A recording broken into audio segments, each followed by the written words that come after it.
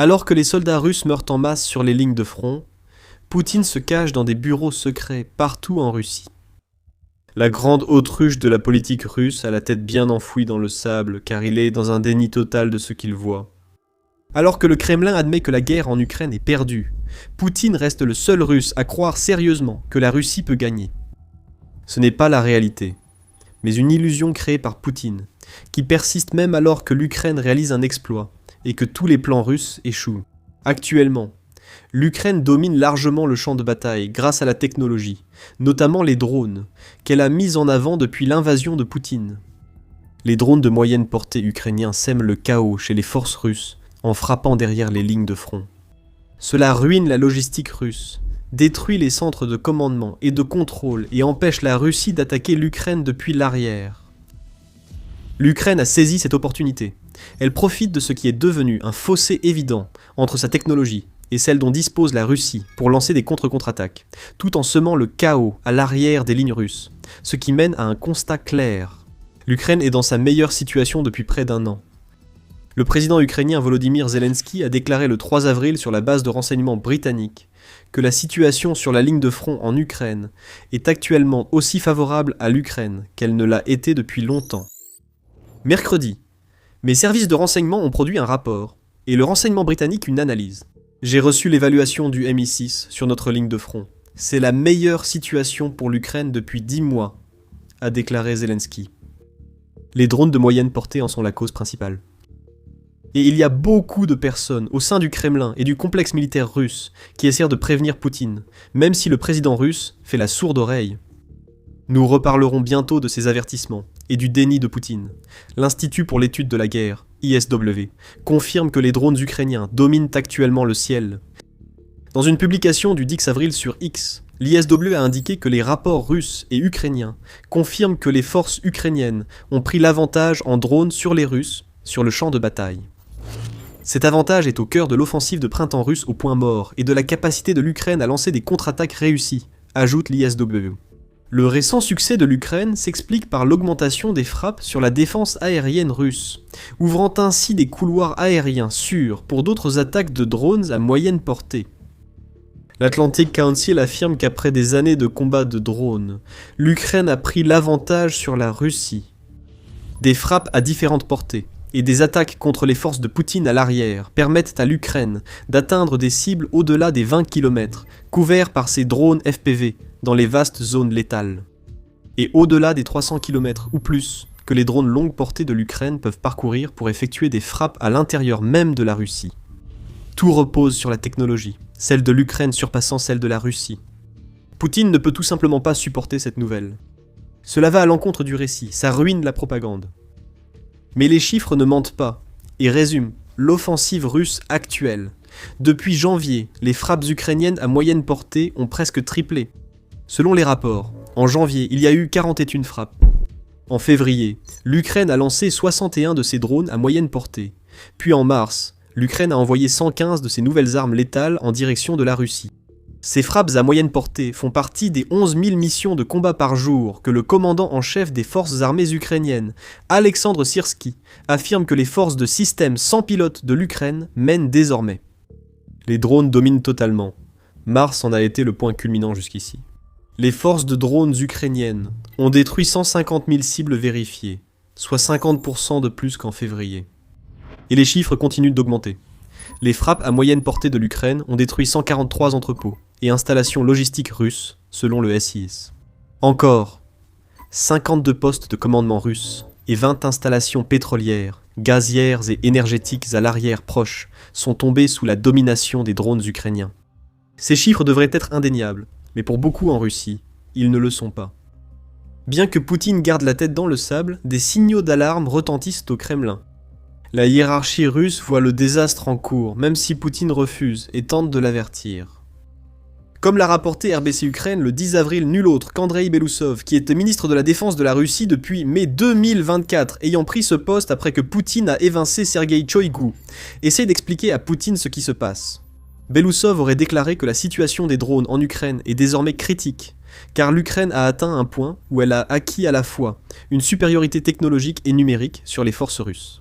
La perte de Starlink semble également avoir réduit l'efficacité des frappes de drones russes depuis les territoires occupés. Et l'Ukraine a développé une nouvelle génération d'équipements qui n'a rien à voir avec tout ce que la Russie a pu voir auparavant. La Russie est largement mal préparée à faire face aux systèmes plus sophistiqués que l'Ukraine déploie, et le Kremlin le sait. L'homme que Vladimir Poutine a chargé d'identifier ces problèmes et d'y remédier le répète partout, mais Poutine l'ignore. Ce que Belousov dit vraiment à travers tout cela, c'est que la guerre, dans l'état actuel des choses, est perdue pour la Russie. À moins que Poutine ne puisse faire autre chose que d'envoyer les soldats du pays dans le hachoir à viande qu'il a lui-même créé. Mais si Belousov tente d'annoncer calmement la nouvelle à Poutine, d'autres en Russie sont bien plus en colère. Ce sont les blogueurs militaires. Ils ont beaucoup à dire sur l'état actuel de la campagne russe en Ukraine. Si Poutine n'était pas aussi occupé à se couper de la réalité, il pourrait voir que ces 4 dernières années, les blogueurs militaires sont passés d'une flatterie patriotique constante à une critique ouverte de l'invasion russe.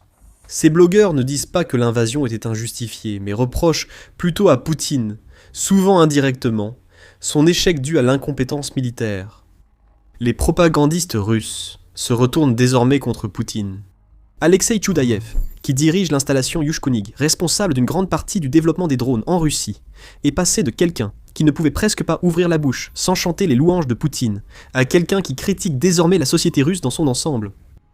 La Russie a intégré le féodalisme dans sa société, affirme Tchoudaïev, et cette façon de penser rétrograde prive à la fois les citoyens de leurs droits et ferme la porte à l'innovation qui permettrait à la Russie de suivre le rythme des avancées technologiques de l'Ukraine.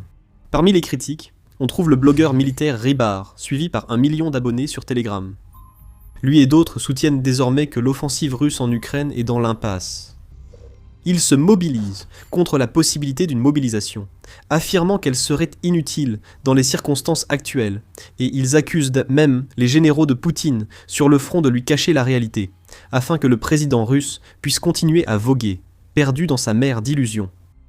Les tactiques, les commandants et la Russie façonnée par Poutine sont ouvertement critiqués par les partisans du Kremlin, sans malveillance envers lui. C'est son autoritarisme qui les fait vivre. Ils veulent que Poutine accepte la réalité du champ de bataille et comprenne que les tactiques ayant causé plus d'1 300 000 pertes à ce jour, et bien d'autres encore à venir, n'ont pas fonctionné alors et ne marcheront pas maintenant, surtout avec l'avantage ukrainien en drone. La Russie voit déjà des changements. Mais la situation s'est encore aggravée. Alors que l'Ukraine utilise son avantage technologique sur le front, elle fait de même à l'arrière. Sa défense est aussi performante que son offensive. Nous allons expliquer ce que cela signifie dans un instant. Avant cela, une petite parenthèse pour vous rappeler que vous regardez The Military Show. Il y a beaucoup d'autres analyses de ce genre, alors abonnez-vous à la chaîne pour ne jamais manquer une vidéo. Sur le plan défensif, l'avantage de l'Ukraine en matière de drones devient aussi crucial que son avantage offensif. Les drones intercepteurs ukrainiens, économiques et très efficaces, détruisent plus de drones d'attaque longue portée russes qu'auparavant. Encore une fois, les chiffres ne mentent pas. L'Ukraine a intercepté 2975 drones russes en janvier. Ce chiffre est passé à 3679 en février, Ensuite, ce chiffre a explosé. En mars, l'Ukraine a abattu 7674 drones russes avant qu'ils ne puissent causer le moindre dégât, rapporte l'ISW. Ne minimisez pas l'importance de cette évolution sur le champ de bataille. La Russie utilise de nombreux drones contre l'Ukraine pour obtenir exactement le même résultat que l'Ukraine obtient en ce moment contre les forces russes. Les Shahed visent à briser l'infrastructure ukrainienne, détruisent des cibles militaires, terrorisent les civils et endommagent les réseaux énergétiques. Tout cela vise à affaiblir la défense ukrainienne au front. Mais maintenant, alors que le taux d'interception de l'Ukraine augmente et que la Russie ne trouve aucune réponse aux avancées technologiques que l'Ukraine a apportées sur le champ de bataille, tout cela est en train de disparaître. L'Ukraine est en train de percer les arrières russes. La Russie ne parvient pas à infliger la même chose à l'Ukraine. Quelle a été la réponse de Poutine ? Il s'accroche au faux récit de la guerre en Ukraine et fait comme si la Russie était toujours en position de force. Nous avons constaté cela encore le 7 avril apprenant que l'Ukraine a dépassé la Russie dans la technologie des drones. Poutine n'a rien fait pour régler ce problème. Il ne change certainement pas les tactiques russes. La Russie a perdu 1440 soldats, rien que dans les 24 heures précédant le 11 avril, donc la chair à canon continue d'être offerte sur un plateau aux drones ukrainiens. Maintenant, Vladimir Poutine s'est contenté d'adresser un avertissement bien timide aux États baltes, qu'il accuse d'aider l'Ukraine dans sa campagne de drones longue portée contre la Russie. Il y a eu des menaces nébuleuses de la part de la Russie, affirmant qu'il y aurait une réponse si des pays comme l'Estonie et la Lettonie, ainsi que la Finlande, permettaient à l'Ukraine d'utiliser leur espace aérien pour lancer des frappes à longue portée contre les infrastructures pétrolières russes de la mer Baltique. L'Ukraine le fait souvent. Fin mars et début avril, les deux principaux ports baltes russes ont été fermés après plusieurs frappes de drones ukrainiens. Mais c'est tout ce que Poutine peut faire. Il lance les mêmes menaces qu'il utilise toujours, tout en méconnaissant et en ignorant complètement le véritable problème auquel il est confronté. Ce qui doit inquiéter Poutine, ce ne sont pas les nations baltes soutenant l'Ukraine, mais ses propres illusions délibérées, bien plus problématiques. Et au premier rang de ces illusions se trouve l'idée que la Russie est d'une manière ou d'une autre capable de gagner la guerre que Poutine a déclenchée. Le 9 avril, Robert Fox, qui est le rédacteur en chef défense du média britannique The Standard, a exposé le refus de Poutine d'accepter la réalité. Ils frappent en profondeur en Russie et causent de vrais dégâts, dit Fox à propos de l'Ukraine. Mais même si les journaux russes commencent à en parler, Poutine reste totalement dans le déni. Voilà. Même lorsque les médias russes, les blogueurs militaires du pays et même son propre ministre de la Défense le préviennent, Poutine refuse d'écouter qui que ce soit. Il devient rapidement le seul Russe à croire que cette guerre peut encore être gagnée, même si le Kremlin lui-même lui dit que la situation en Ukraine est critique. La question est combien de temps Poutine peut rester dans le déni alors que tout s'écroule autour de lui. En mars, le taux mensuel de perte de la Russie a augmenté de 29% pour atteindre un record de 35 351, dont 96% ont été causés par des drones. Le même mois, la Russie a également battu son record du plus grand nombre de pertes en une seule journée en 2026, lorsqu'elle a perdu 1710 soldats le 17 mars. Mais nous savons que la mort sur le champ de bataille n'affectera pas Poutine, même avec des chiffres élevés. Il traite ses soldats comme de la chair à canon, alors ils font ce qu'il attend. Poutine pourrait être interpellé par les actions de l'Ukraine dans les ports baltes russes. Un gain attendu de près d'1 milliard de dollars, généré par la flambée des prix du pétrole à la suite de l'opération Epic Fury en Iran, a échappé des mains du Kremlin à cause de ses frappes de drones dans les ports baltes. Poutine reçoit même des avertissements de ses ennemis, l'exhortant à cesser une guerre qu'il ne peut pas gagner. Jean-Noël Barrot, ministre français de l'Europe et des Affaires étrangères, a clairement indiqué à Poutine ce qu'il attendait quand l'Union européenne a annoncé de nouvelles sanctions en mars dernier. C'est la réalité. Vladimir Poutine doit l'accepter. Sa guerre d'agression, qui épuise et discrédite son pays, doit cesser. C'est un échec stratégique, politique et économique qui doit cesser. Barrot affirme avoir pointé les échecs de la Russie, en Ukraine comme ailleurs. En Afrique, Barrot dit que l'Union européenne investit désormais 200 fois plus que la Russie. C'est une sphère d'influence qui échappe à Poutine. Les pertes de Nicolas Maduro, Ali Khamenei et Bachar el-Assad au Venezuela, en Iran et en Syrie, respectivement, ont porté encore plus de coups à l'influence mondiale de la Russie. Poutine s'effondre sur la scène mondiale, ainsi qu'en Ukraine. Poutine doit bien finir par écouter quelqu'un. Ses ministres, les blogueurs militaires russes, les ministres étrangers, le pétrole en feu, les soldats russes morts, le trou dans les finances russes, le sifflement des drones ukrainiens détruisant toujours plus d'actifs à l'arrière. Au moins une de ces choses doit pouvoir percer le déni de Poutine, pour lui faire réaliser que la victoire qu'il avait autrefois imaginée pour la guerre en Ukraine est désormais impossible. Vous aimeriez le croire, n'est-ce pas? Mais Poutine reste prisonnier de son illusion, ce qui le pousse à agir en pensant être fort, alors que ses mesures révèlent en réalité son désespoir face aux nombreux échecs de la Russie en Ukraine.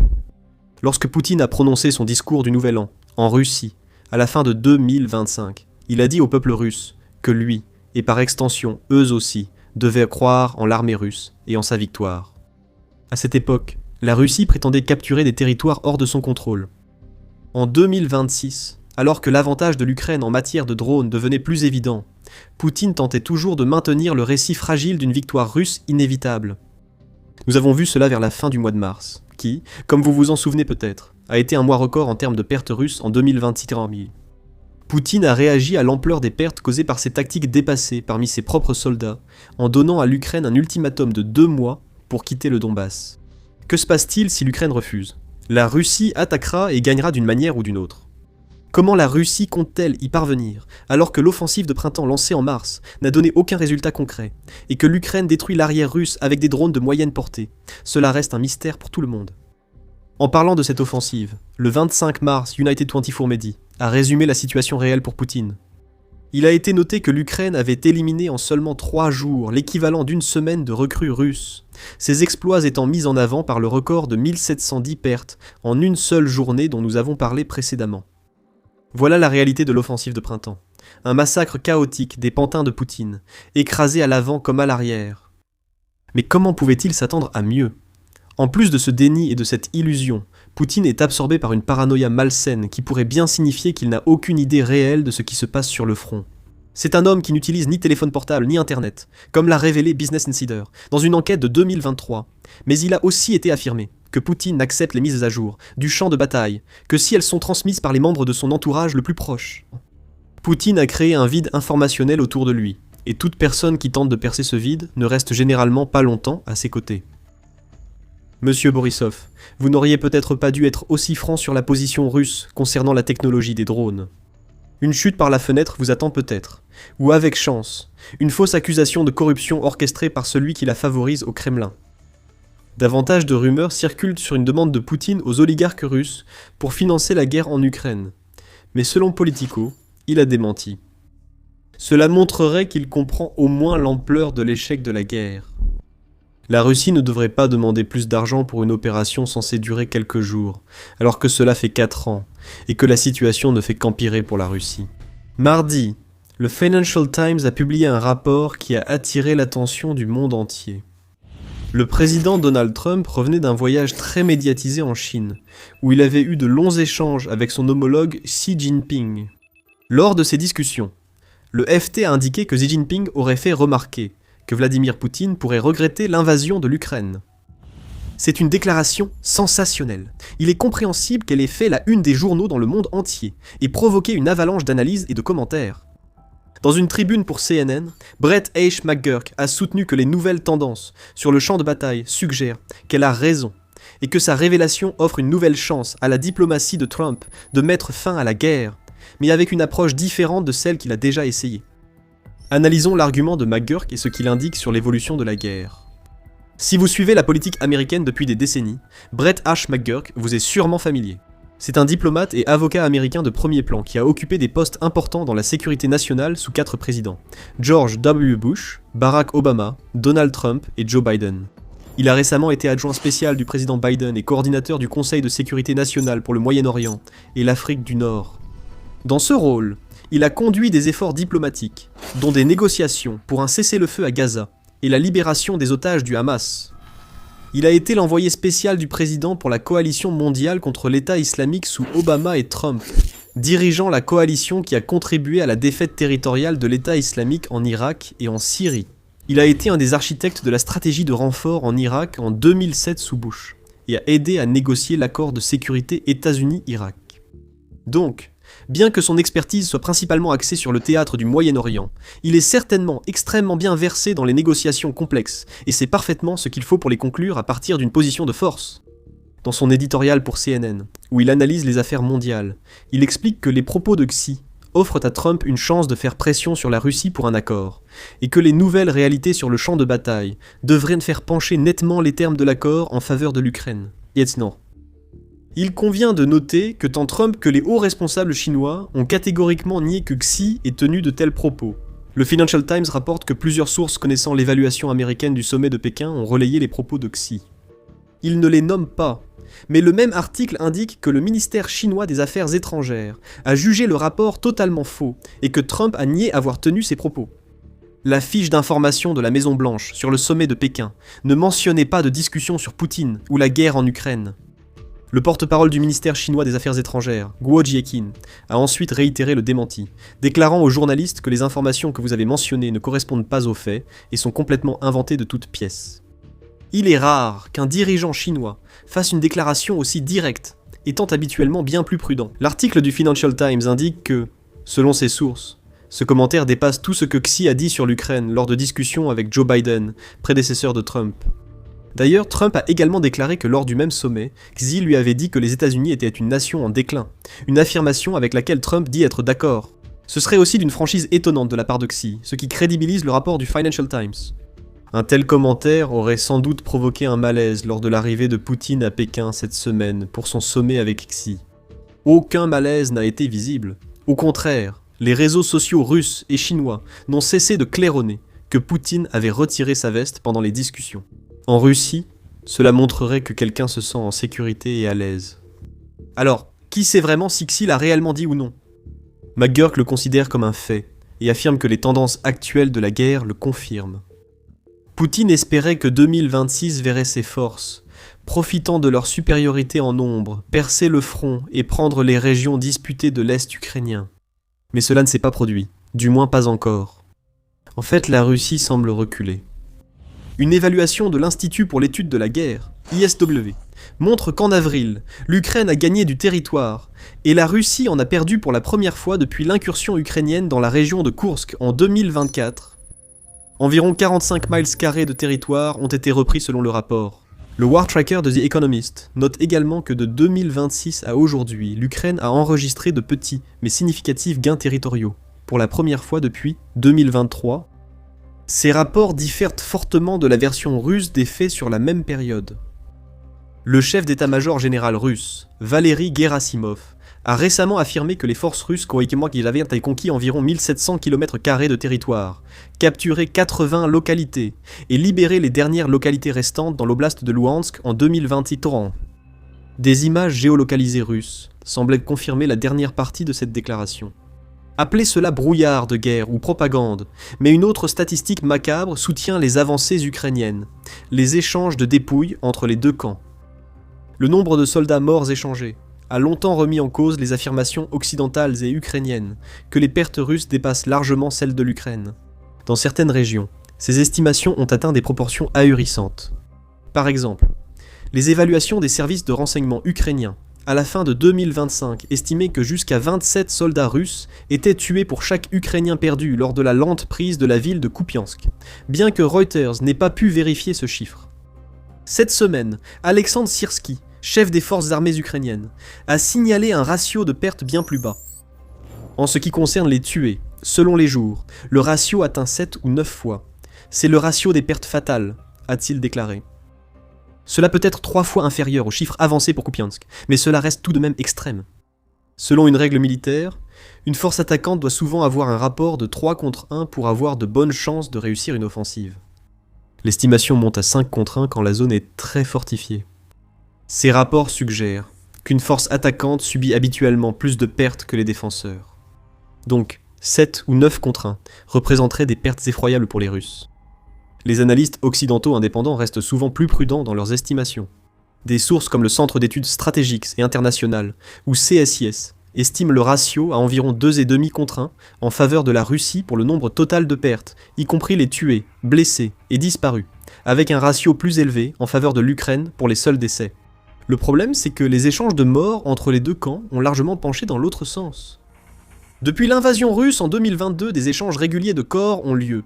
Selon les données officielles recueillies par le site russe de suivi des pertes de guerre Lost Armor. Au total, la Russie a rendu 24 955 corps ukrainiens et en a reçu 3 450 en échange. Cela représente un ratio total d'échange de 7,23 Ukrainiens morts pour chaque Russe mort. En 2026 jusqu'à présent, 3528 Ukrainiens ont été rendus en échange de 155 Russes, soit un ratio de 22,76 pour un lit. C'est nettement inférieur aux chiffres échangés en 2025 où 16 304 Ukrainiens ont été échangés contre 439 Russes, soit un ratio de 37,14 pour 1. Plus précisément, lors du dernier échange qui a eu lieu la semaine dernière, 526 Ukrainiens ont été échangés contre 41 Russes. Le ratio reste de 12,8 pour 1 cependant. Les échanges mensuels oscillent depuis un moment autour de 1000 contre 10 à 20. La partie ukrainienne explique cette grande disparité par 2 raisons. Premièrement, ils affirment que les Russes gonflent les chiffres, en incluant certains de leurs propres morts ou des parties de corps de soldats tombés au combat qui avaient déjà été partiellement restitués. Ils affirment surtout que les Russes avançant Ils récupèrent les corps dans les positions prises, contrairement à l'Ukraine, ce qui gonfle artificiellement le ratio. Lors du dernier échange, le nombre de Russes a doublé, tandis que celui des Ukrainiens a presque été divisé par 2. En utilisant les arguments de l'Ukraine, cela suggère que l'Ukraine commence effectivement à progresser sur le champ de bataille, récupérant les corps des Russes morts en avançant dans les positions qu'ils occupaient auparavant. McGurk affirme que l'offensive russe étant bloquée et les Ukrainiens avançant, la pression devient visible en Russie même. On se plaint désormais ouvertement sur le coût de la guerre. Ces derniers jours, dans une rare manifestation de dissidence publique, le parlementaire russe Renat Soulaïmanov a averti que l'économie russe ne peut soutenir une guerre longue en Ukraine. Il a indiqué que 40% du budget fédéral va à la défense et à la sécurité, soit 1,5 fois plus que toutes les dépenses sociales. Soulaïmanov a affirmé que ces dépenses massives alimentent l'inflation, évinceraient investissements et programmes sociaux, et provoquent des distorsions économiques durables, précisant que chars et obus n'ont aucune valeur pour le consommateur. C'est le genre de commentaires qui, en général, font que quelqu'un tombe accidentellement d'une fenêtre du 24e étage. Soulaïmanov fait preuve de courage en les exprimant publiquement, signe clair de la pression croissante sur l'économie russe, due à la guerre prolongée. Autre signe, la forte baisse du taux d'approbation de Poutine. L'Institut de sondage d'État russe, VTS-IOM, rapporte que le taux d'approbation de Poutine est tombé à 65,6% fin avril 2026, le niveau le plus bas enregistré depuis le début de la guerre contre l'Ukraine. C'est une baisse significative de plus de 12 points de pourcentage par rapport à décembre 2025, ce qui a poussé l'agence de sondage contrôlée par l'État à revoir sa méthodologie d'enquête pour mieux contrôler le récit à l'avenir. McGurk affirme que la pression vient surtout de l'usage des drones ukrainiens, qu'il voit comme un multiplicateur de force. Aujourd'hui, l'Ukraine apparaît non plus comme un État en survie, mais comme un innovateur militaire redéfinissant la guerre avec des systèmes autonomes produits en masse, écrit-il. Cela a renversé l'hypothèse initiale selon laquelle le seul avantage en effectif de la Russie serait décisif. Sur les lignes de front, l'Ukraine a créé une zone de destruction de 10 à 15 km, soit environ 6,2 à 9,3 miles, où la Russie ne peut avancer sans subir d'attaques constantes de drones. C'est vrai, mais pas forcément convaincant. Selon le dernier rapport trimestriel de l'inspecteur général du Pentagone sur l'opération Atlantic Resolve, la Russie a atteint une parité relative dans le déploiement de drones tactiques. Le rapport précise aussi que la Russie garde sûrement une capacité supérieure pour mener des offensives soutenues et rapides, avec un avantage en tir direct, logistique, génération de forces et protection des forces. Pour recevoir les principales actualités militaires chaque jour, cliquez sur s'abonner. Dans notre émission, nous ne faisons pas que reprendre les gros titres. Nous creusons en profondeur pour vous apporter le fond de l'histoire et expliquer pourquoi elle est importante. Abonnez-vous à la chaîne pour ne rien manquer.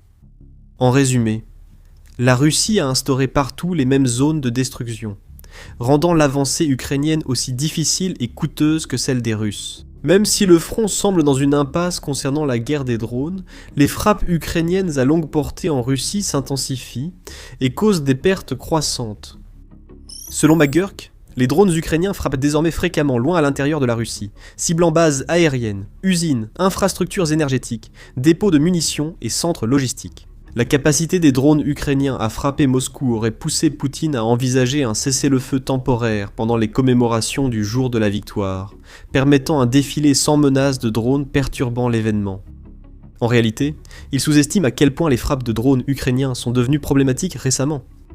Au cours des 2 dernières années, le nombre de lancements de drones ukrainiens à longue portée n'a cessé d'augmenter, et ces derniers mois, il a littéralement explosé. C'est à la fois au sens figuré et, pour de nombreuses installations russes touchées, au sens propre. De 110 drones en janvier 2024.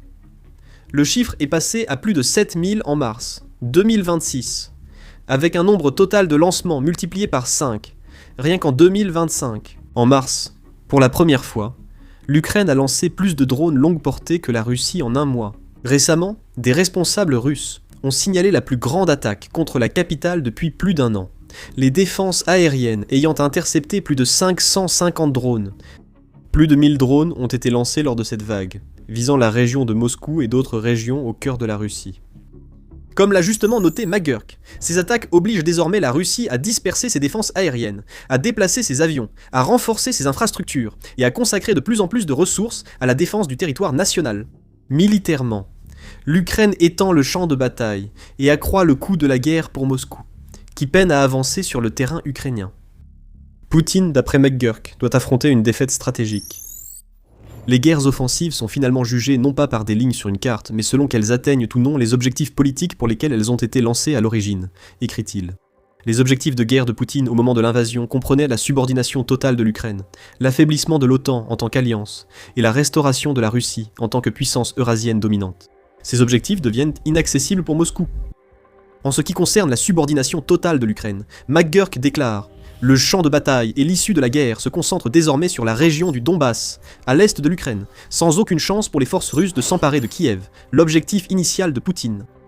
Bien que les lignes de front soient brutalement actives, bien au-delà du Donbass, à Kharkiv, Soumy, Dnipropetrovsk, Zaporijia et dans l'oblast de Kherson, l'idée générale est juste. Sauf si la Russie mobilise une grande armée de réserve et lance une nouvelle offensive majeure via la Biélorussie, un scénario contre lequel Zelensky et Syrski mettent en garde depuis quelques jours, rien n'indique qu'elle puisse tenter de prendre Kiev. La Russie peut-elle redevenir une puissance dominante en Eurasie? Cela dépend à qui vous demandez. Certains, comme McGurk, jugent cette perspective de plus en plus inaccessible, mais lors de leur sommet à Pékin, Poutine et Xi semblaient l'ignorer. Au sommet, les deux dirigeants ont signé une déclaration sur la formation d'un monde multipolaire que la Russie et la Chine veulent diriger. Le document politique de 47 pages a été signé au Grand Palais du Peuple, en même temps qu'environ 40 autres accords de coopération. Il prône un ordre mondial basé sur la souveraineté, l'égalité entre États, et s'oppose à l'expansion d'alliances militaires comme l'OTAN et l'AUKUS, qu'il compare à la loi de la jungle. Les dirigeants voient leur partenariat stratégique comme un modèle pour les grandes puissances et un contrepoids aux courants unilatéraux et hégémoniques des États-Unis. En ce qui concerne l'affaiblissement de l'OTAN, on peut soutenir que dans une certaine mesure, l'alliance a été affaiblie ces derniers temps, même s'il est très discutable que la Russie y soit pour quelque chose. Donald Trump n'a jamais vraiment soutenu l'OTAN, lui et des membres éminents de son administration, comme le secrétaire d'État Marco Rubio et le secrétaire à la guerre Pete Hegseth, ont fait un certain nombre de déclarations remettant en question ce qu'ils considèrent comme la contribution disproportionnée des États-Unis à l'Alliance. Donald Trump était très mécontent que les partenaires européens de l'OTAN refusent de le soutenir dans son conflit avec l'Iran et ses efforts pour ouvrir le détroit d'Ormuz, fermé par l'Iran, en réponse aux attaques des États-Unis et d'Israël. En avril, Donald Trump a menacé de réduire le rôle des États-Unis dans l'OTAN, voire de quitter l'Alliance si ses membres n'aidaient pas à rouvrir le détroit. On peut même dire que l'invasion de l'Ukraine par Vladimir Poutine a en fait renforcé l'Alliance, pas affaibli. Brett McGurk souligne que, malgré les critiques de Donald Trump, l'OTAN est aujourd'hui plus grande qu'au moment de l'invasion russe. La Finlande et la Suède ont rejoint l'Alliance, qui se renforce avec la hausse des dépenses de défense dans toutes les capitales de l'OTAN. Malgré de lourdes pertes pour la Russie, Vladimir Poutine a peu de résultats en Ukraine, et la situation semble empirer chaque mois, conclut-il. Après avoir expliqué en détail pourquoi il pense que la Russie est en position de faiblesse et donc vulnérable à un accord de paix défavorable, Brett McGurk en vient ensuite au cœur de son argumentation. Ce que cela signifie pour la Chine, et comment Donald Trump pourrait utiliser cela pour forcer Vladimir Poutine à accepter un règlement. Xi Jinping a ordonné à l'armée populaire de libération de se préparer à prendre Taïwan d'ici 2027, mais il note que son armée n'a pas encore été testée au combat, et que la guerre en Ukraine montre la difficulté de provoquer un effondrement politique rapide face à un défenseur déterminé. Dans les 6 prochains mois, Xi Jinping analysera ses tendances et évaluera les avantages et inconvénients pour ses projets ultimes sur Taïwan. McGurk voit là une occasion unique pour les États-Unis de renforcer la prudence de Xi Jinping et d'accentuer fortement la pression sur Poutine. Il faut renforcer l'OTAN et soutenir l'Ukraine pour prouver à Poutine qu'il ne reprendra pas l'avantage, et à Xi Jinping qu'une action contre Taïwan entraînera une réponse coordonnée. Comme il le souligne, Trump veut mettre fin à la guerre en Ukraine par la diplomatie, ce qui impliquerait probablement des concessions territoriales contre des garanties de sécurité. Il souligne que la diplomatie a échoué car l'Ukraine refuse de céder des territoires qu'elle pense défendre militairement, alors que la Russie croit pouvoir les conquérir par la force. Faisant preuve de toute son expérience de négociateur chevronné, il remarque avec concision que les négociations décisives aboutissent rarement lorsque les deux parties se sentent également confiantes et que le temps joue en faveur de leurs objectifs à long terme. Avec l'évolution des tendances pour l'Ukraine, McGurk estime que les hypothèses de cette impasse ne sont plus valables. L'hypothèse sous-jacente à la diplomatie de Trump, selon ses propres déclarations, est que l'Ukraine, en tant que puissance plus faible, doit faire des concessions à la table des négociations, sinon elle perdra la guerre sur le champ de bataille. Il écrit que cette hypothèse, jadis discutable, est maintenant fausse. Les réalités du champ de bataille offrent une nouvelle chance à la diplomatie. L'Ukraine a désormais plus confiance en sa défense et dépend moins des promesses de Washington pour sa défense future. La Russie est confrontée à des pertes et pressions économiques croissantes, sans espoir de percer. Selon McGurk, cela remet les compteurs à zéro. Les efforts américains pour négocier un accord sont en pause depuis le lancement de l'opération Epic Fury contre l'Iran. Il est compréhensible que les États-Unis aient eu d'autres priorités plus urgentes. La dernière négociation officielle menée par les États-Unis date de février. Peu d'activité depuis, mais cela pourrait évoluer. Yuri Ushakov, l'un des conseillers les plus influents de Poutine, a annoncé le 20 mai que les négociateurs américains Steve Witkoff et Jared Kushner, le gendre de Trump, étaient attendus en Russie dans les prochaines semaines. McGurk estime que Trump devrait saisir l'opportunité tant qu'elle se présente. La meilleure chance de mettre fin à la guerre réside désormais dans le fait de ne pas partir du principe que l'Ukraine est faible, comme Trump l'a fait jusqu'à présent. Reconnaissant la vulnérabilité croissante de la Russie, il existe désormais un levier pour imposer un règlement selon des conditions acceptables pour l'Ukraine, que Washington devrait utiliser, conclut-il. La Russie est le plus grand pays du monde. Son territoire s'étend sur 11 fuseaux horaires, 2 continents et 6,6 millions de miles carrés de terre. C'est 70% plus grand que les États-Unis. Pourtant, une zone aussi grande que l'Australie se perd actuellement discrètement, sans défaite militaire ni invasion. Les gens partent et ils ne reviennent pas. Tout cela concerne l'extrême-orient russe, ou plus précisément, le district fédéral de l'extrême-orient, qui couvre 40% de l'ensemble du territoire russe. Toute cette étendue de terre ne compte que 8 millions d'habitants, soit un peu plus de 5% de la population totale de la Russie. Ce nombre baisse plus vite qu'à tout autre moment de l'histoire moderne de la Russie, et plus rapidement qu'ailleurs, sauf dans le Grand Nord. Le président russe Vladimir Poutine a personnellement décrit cela comme une menace pour la sécurité nationale, et il a raison. La région est essentielle pour ses ressources, et comme point d'entrée pour le commerce et les flux migratoires venus de l'Est. Mais il y a un gros problème. Dès que le Kremlin essaie d'y remédier, l'effort échoue, et l'extrême-orient russe continue de décliner lentement. Et cela crée la possibilité d'une nouvelle incursion, cette fois de la part de la Chine, en Russie, un renversement historique des gains de l'Empire russe en 1860, mais il n'est pas nécessaire de remonter aussi loin pour démontrer l'ampleur de ce qui se passe, il suffit de revenir à l'effondrement de l'Union soviétique. Selon le recensement de 1989, ce qui allait devenir le district fédéral d'Extrême-Orient comptait environ 10,35 millions d'habitants. Ce chiffre était d'environ 8,8 millions. En 2025, la population était estimée à seulement 7,86 millions. Cela représente une perte d'environ 25% sur 35 ans, mais ce chiffre global masque à quel point la situation est catastrophique dans certaines régions. La Tchoukotka, la péninsule isolée de l'extrême nord-est de la Russie, a perdu 68% de sa population depuis 1991. L'oblast de Magadan, autrefois un centre d'extraction de ressources à l'époque soviétique, a perdu 63,6% de sa population. La Kamtchatka a perdu 34,6% de sa population. Ces chiffres indiquent que ces régions sont essentiellement abandonnées, sans personne pour y revenir. En fait, depuis l'arrivée au pouvoir de Poutine, la population a diminué de 10% et certaines statistiques suggèrent une nouvelle baisse de 8% d'ici 2033. C'était 3 fois l'estimation officielle faite quelques années plus tôt, et le rythme de l'effondrement s'accélère. La région compte aujourd'hui moins d'habitants qu'au milieu des années 1970. L'État soviétique a consacré des décennies et d'énormes ressources à accroître la population, et les 3 décennies qui ont suivi ont presque entièrement annulé ce travail. Pour comprendre pourquoi cela se produit, revenons au modèle soviétique défaillant que Moscou essaie en vain de reproduire depuis lors. L'URSS a peuplé l'Extrême-Orient par une combinaison de méthodes, dont certaines étaient profondément coercitives.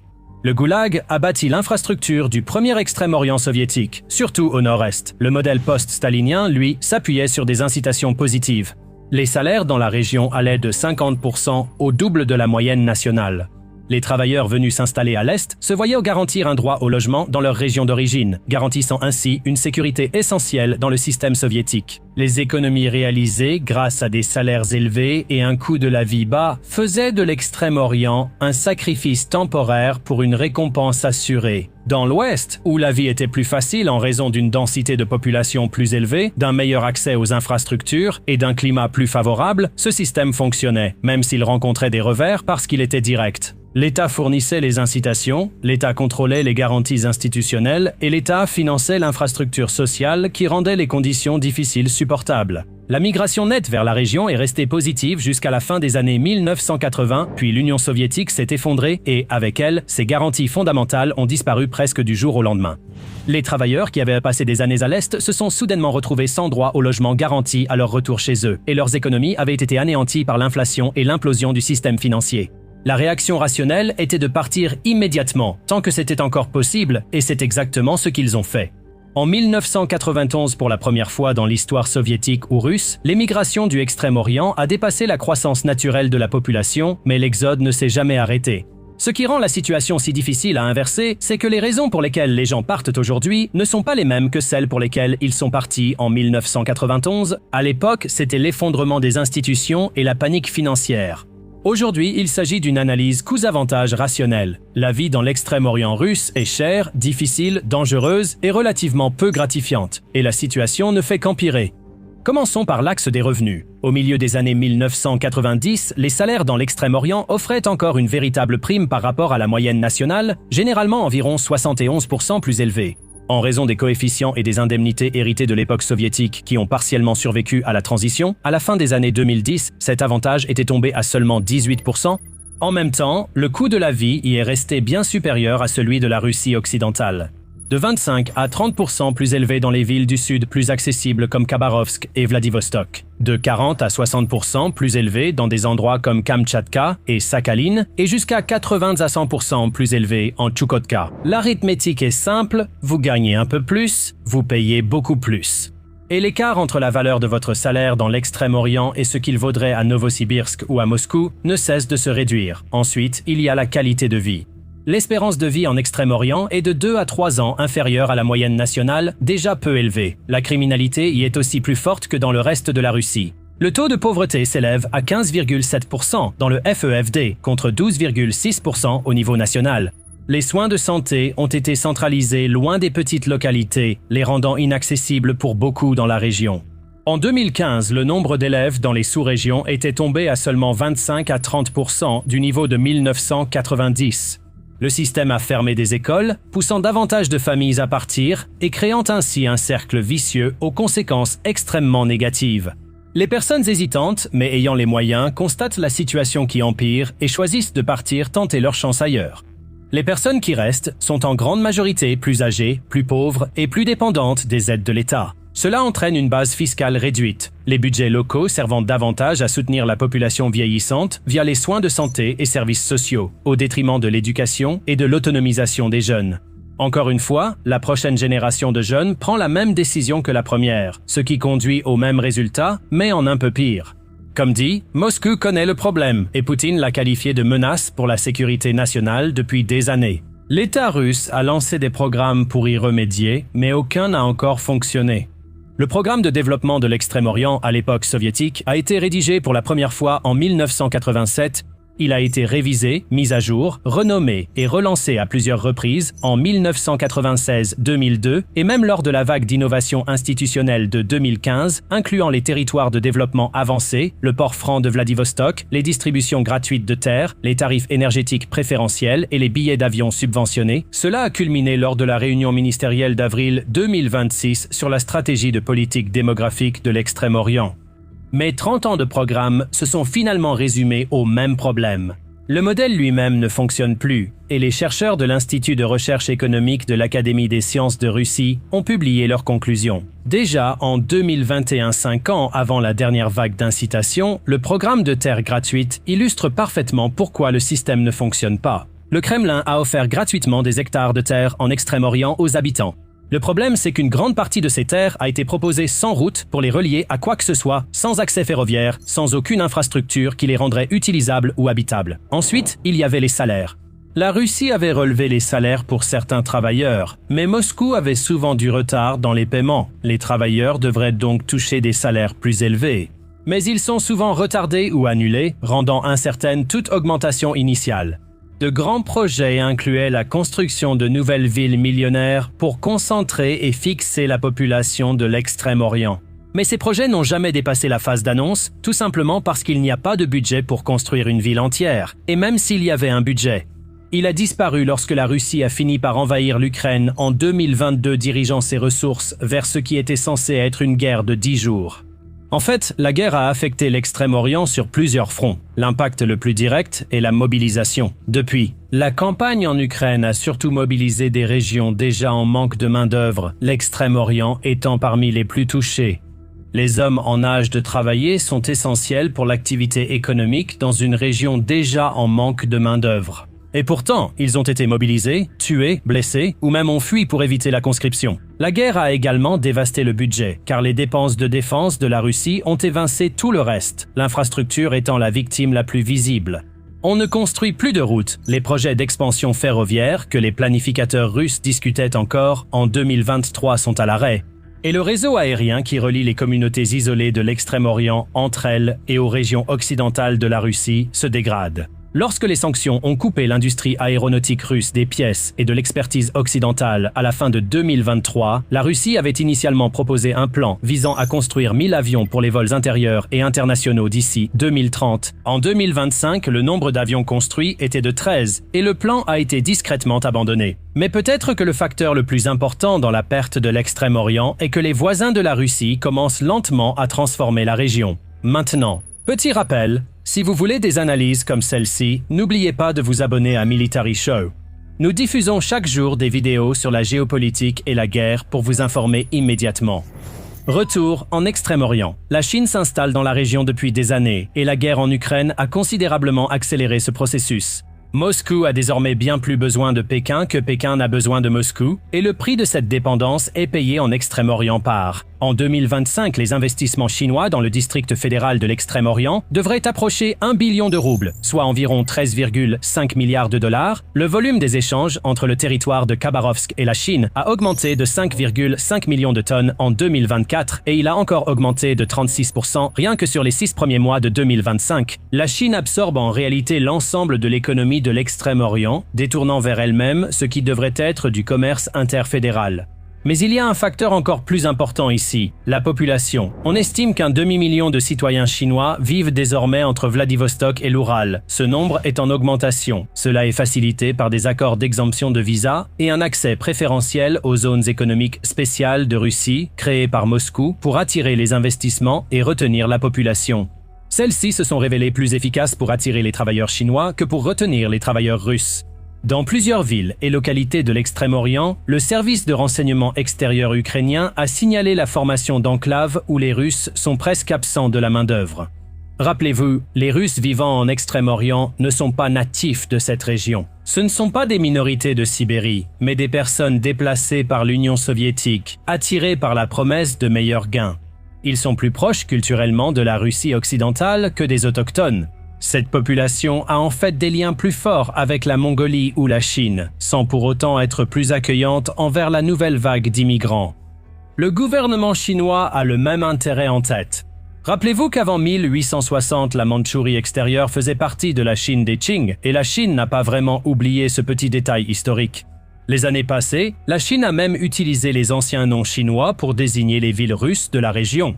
Bien sûr, cela ne signifie pas que la Chine va soudainement envahir pour reprendre ce qu'elle a perdu il y a un siècle et demi.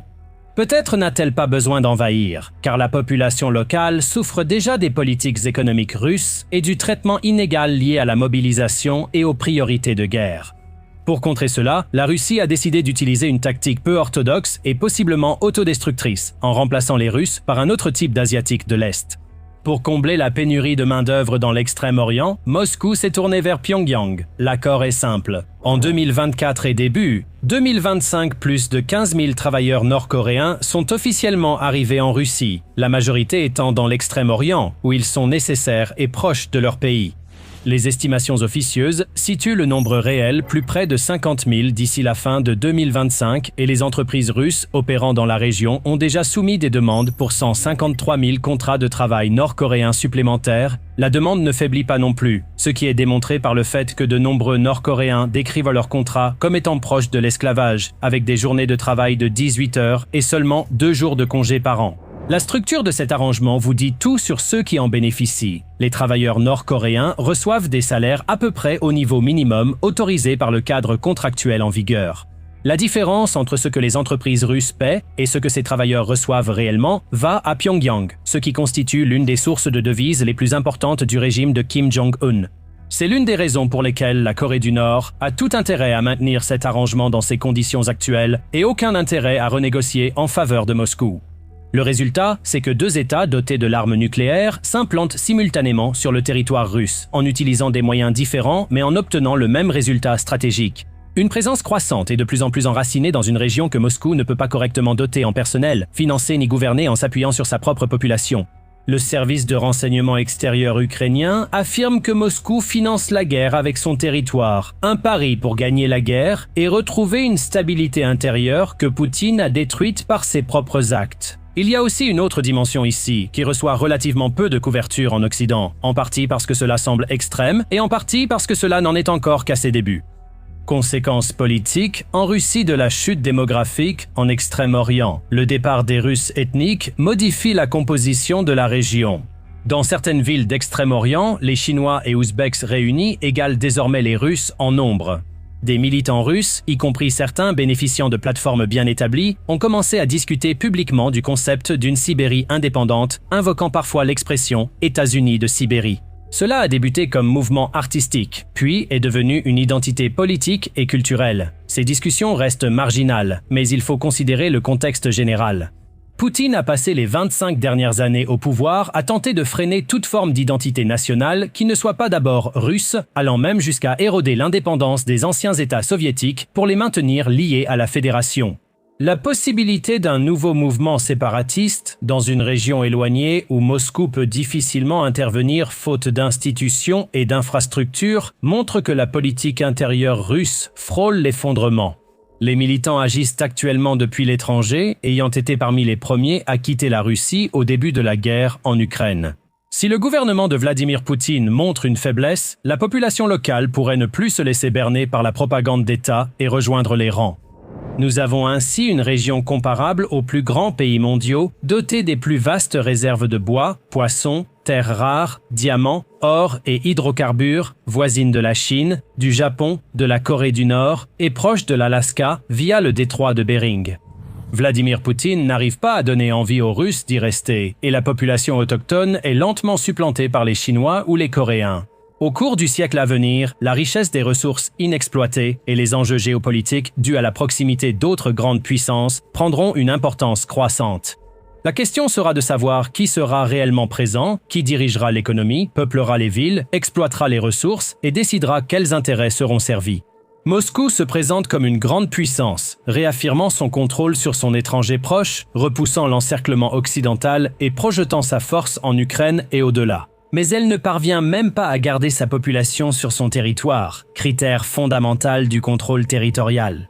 La Russie ne va pas réellement perdre l'Extrême-Orient demain, ni lors de la prochaine élection, et il n'y aura pas de soulèvement pour faire sécession de la fédération de sitôt. Mais ne vous y trompez pas, l'Extrême-Orient russe est, lentement mais sûrement, en train de passer d'une domination démographique russe à autre chose. Aucun changement de frontière n'est imminent, ou bien les forces provoquant l'effondrement démographique causent aussi l'effondrement économique, s'auto-entretenant et se renforçant mutuellement. La réalité sur le terrain, concernant ceux qui vivent, travaillent, construisent et profitent des ressources, évolue, comme c'est le cas depuis des décennies. La dynamique de la guerre entre la Russie et l'Ukraine a changé de façon spectaculaire. D'une manière ou d'une autre, contre toute attente, l'Ukraine a trouvé des moyens d'affaiblir et de frustrer sévèrement l'une des plus grandes forces militaires du monde, malgré le fait d'avoir commencé ce conflit dans la position du grand perdant annoncé. Aujourd'hui, de nombreux analystes militaires de renom affirment que l'Ukraine a une chance réelle d'empêcher une victoire russe, même si la guerre continue de s'éterniser et que Moscou poursuit sa stratégie d'usure. L'un de ces experts militaires est Ben Hodges, un officier retraité de l'armée américaine qui a servi en tant que commandant général de l'armée des États-Unis en Europe et plus tard comme principal conseiller logistique de l'OTAN. Hodges est un homme doté de plusieurs décennies d'expérience militaire, avec une compréhension presque inégalée des tactiques, des stratégies et des dynamiques changeantes des conflits modernes. Quand il parle, les gens l'écoutent et il a eu beaucoup de choses à dire sur la guerre en Ukraine au fil des années. En fait, il a été l'un des partisans les plus fervents de la perspective d'une victoire ukrainienne depuis les premiers stades de la guerre. En septembre 2022 par exemple, alors que la plupart des médias mondiaux étaient convaincus que la Russie aurait inévitablement trop d'argent, de puissance et de main-d'œuvre pour que l'Ukraine puisse résister. Ben Hodges a écrit dans le Télégraphe « Préparez-vous à la désintégration de la Russie », dans laquelle il soutenait que la Russie non seulement perdrait la guerre, mais que l'ensemble de la Fédération de Russie, telle que nous la connaissons, s'effondrerait dans les conséquences qui suivraient. Il a à plusieurs reprises dénoncé ce qu'il considère comme les échecs du gouvernement russe, en ciblant Vladimir Poutine lui-même pour des critiques particulièrement sévères. Bien que la guerre ait évolué, avec des dynamiques différentes apparues au fil du temps, comme le passage des assauts mécanisés à la guerre par drone, Hodges a en grande partie maintenu son point de vue selon lequel la Russie ne peut pas et ne sortira pas victorieuse. Avec le temps, les analyses plus larges de Hodges sur la guerre ont été reprises par un nombre croissant d'analystes. En 2026, il continue de maintenir ce point de vue et a partagé certaines de ses réflexions plus récentes sur le conflit lors d'une interview approfondie dans le podcast Décoder la géopolitique avec Dominique Pressel début mai. Lors de ses remarques introductives à cette interview, Hodges a déclaré « Il est clair que l'élan a basculé en faveur de l'Ukraine.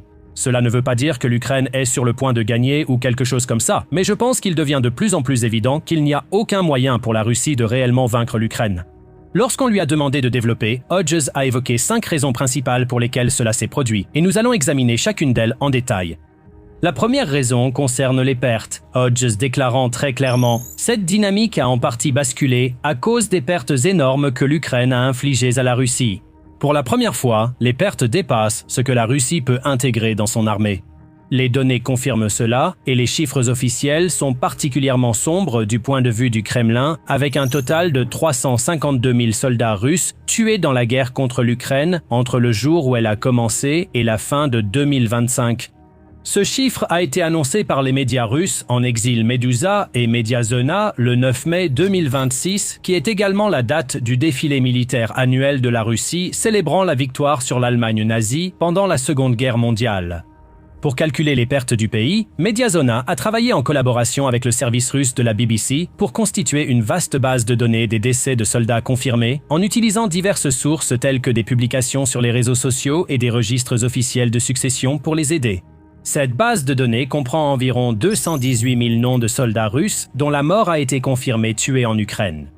Pour arriver à l'estimation de 352 000, Mediazona et Meduza ont ensuite examiné le taux de surmortalité masculine chez les groupes d'âge plus jeunes observés dans les registres de succession. Leur estimation semble précise car d'autres organisations couvrant la guerre sont arrivées à des chiffres similaires. Le Centre d'études stratégiques et internationales, CSIS par exemple, qui est un groupe de réflexion basé à Washington, a déclaré en janvier qu'environ 325 000 soldats russes ainsi que 140 000 Ukrainiens avaient probablement été tués dans la guerre d'ici la fin de 2025. Ces chiffres n'incluent pas les pertes enregistrées en 2026, qui auraient vu des dizaines de milliers de Russes supplémentaires tués sur les lignes de front et d'innombrables autres blessés également. Les estimations excluent aussi les décès des combattants étrangers et des soldats combattant pour la Russie dans les milices formées sur les territoires ukrainiens occupés. Donc, les pertes du Kremlin sont probablement bien plus importantes. Cela pourrait expliquer pourquoi la Russie déploie autant d'efforts pour dissimuler toute information concernant son taux de perte, allant parfois jusqu'à supprimer des données des registres publics ou à flouter les images satellites des cimetières militaires. Pour que les groupes de recherche russes et le grand public ne se rendent pas compte de l'ampleur des pertes du pays, mais le Kremlin ne pourra pas cacher la vérité indéfiniment, même s'il s'efforce de bloquer les applications, d'interdire les VPN et d'isoler le public russe du reste du monde, d'innombrables reportages continuent de révéler la vérité. La Russie a subi des pertes bien plus importantes que l'Ukraine et continue de jeter ses troupes dans le brasier du front, misant sur ses tactiques de force brute pour ouvrir la voie à la victoire. Pendant des années, elle s'en est sortie ainsi. Maintenant, cependant, comme le souligne Hodges, les réserves de main-d'œuvre de la Russie commencent à s'épuiser. En mai 2026, les données ont montré que les forces du Kremlin avaient perdu plus d'hommes qu'elles n'étaient capables d'en recruter pendant 5 mois consécutifs. Pour être plus précis, les forces de système sans pilote de l'Ukraine ont estimé que la Russie avait recruté environ 148 400 personnes entre décembre 2025 et avril 2026, Au cours de cette même période, elle a subi 156 735 pertes confirmées, avec environ 34 000 pertes pour les mois de mars et avril chacun. Plus cela dure, plus la situation va empirer, car la Russie ne peut plus survivre en se contentant de traiter ses soldats comme de la chair à canon et en comptant sur un approvisionnement apparemment infini de nouvelles recrues pour les remplacer. Son armée ne grossit plus et ne se maintient même plus au même niveau. Elle rétrécit petit à petit chaque mois qui passe. Plus elle rétrécit et s'affaiblit, plus d'opportunités s'ouvrent pour l'Ukraine. Les commandants de Kiev élèvent déjà leurs attentes et fixent des objectifs encore plus ambitieux, espérant commencer à éliminer jusqu'à 50 000 soldats russes chaque mois d'ici la fin de 2026. S'ils parviennent ne serait-ce qu'à s'approcher de cet objectif, ce sera déjà une victoire énorme, car la Russie n'arrive déjà pas à compenser des pertes d'environ 30 à 35 000 soldats par mois. Ainsi, il lui serait totalement impossible de faire face à des pertes de 40 000 ou plus.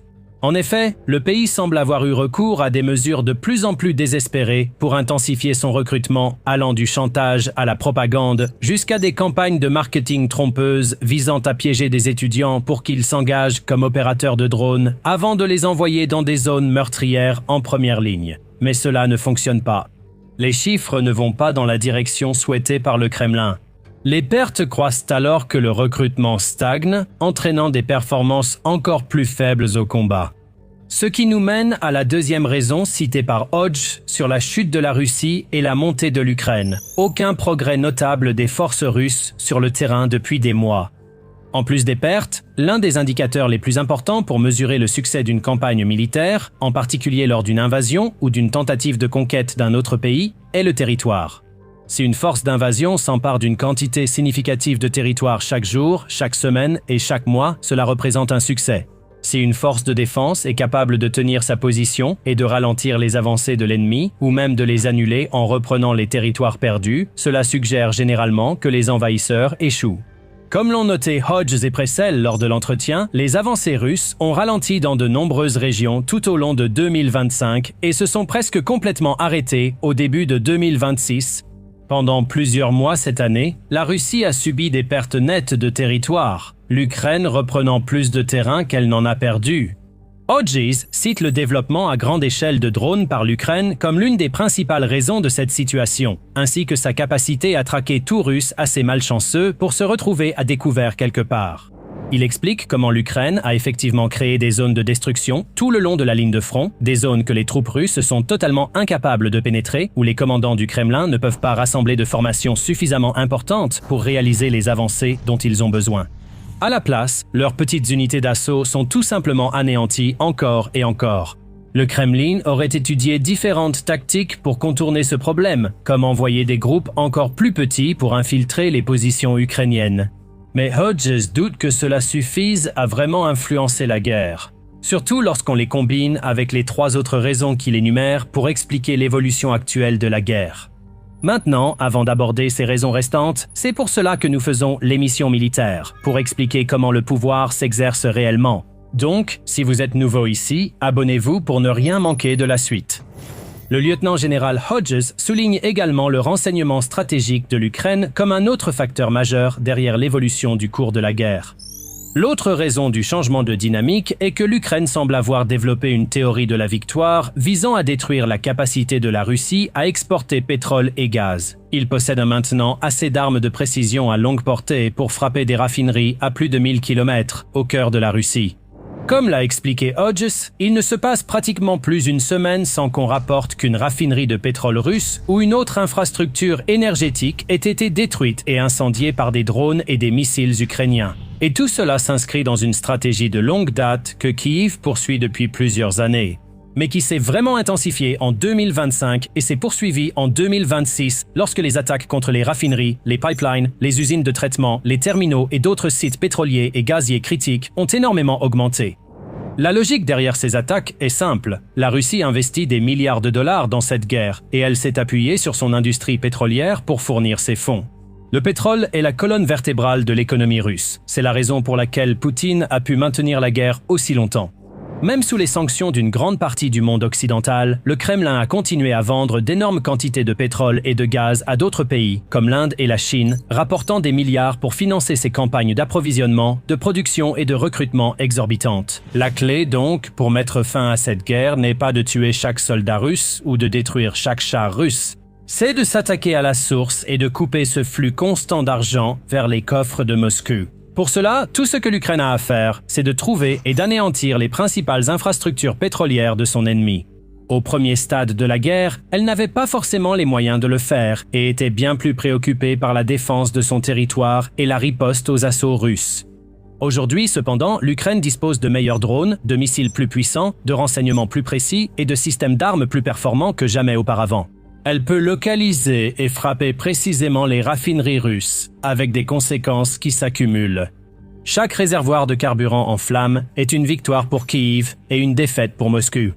Chaque incendie, chaque explosion, chaque arrêt compte dans le cadre plus large du conflit, car moins la Russie a d'argent, plus il lui sera difficile de poursuivre cette guerre. Comme le dit Hodges, si les Ukrainiens sont capables de continuer ainsi, il deviendra vraiment difficile pour la Russie de financer cette guerre à l'avenir. Et tandis que la Russie s'appauvrit, l'Ukraine s'enrichit, ce qui nous amène au quatrième point important souligné par Ben Hodges, l'énorme niveau de soutien financier apporté à Kiev par ses alliés occidentaux. Tout en partageant son point de vue selon lequel les États-Unis ne feront pas partie de la solution pour l'Ukraine, Hodges se réjouit du fait que l'Europe fait sa part. Le reste de l'Europe comprend qu'il a plus besoin de l'Ukraine que l'inverse et que la meilleure façon d'empêcher la Russie d'envahir le reste de l'Europe est d'aider l'Ukraine à la vaincre.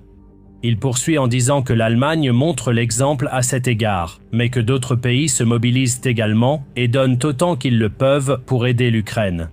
Hodges mentionne la défaite politique de l'ancien Premier ministre hongrois Viktor Orbán, un homme qui avait longtemps été considéré comme l'allié de Poutine au sein de l'OTAN et de l'Union européenne, toujours en train de s'immiscer, de perturber et de retarder les efforts européens pour aider l'Ukraine par tous les moyens possibles.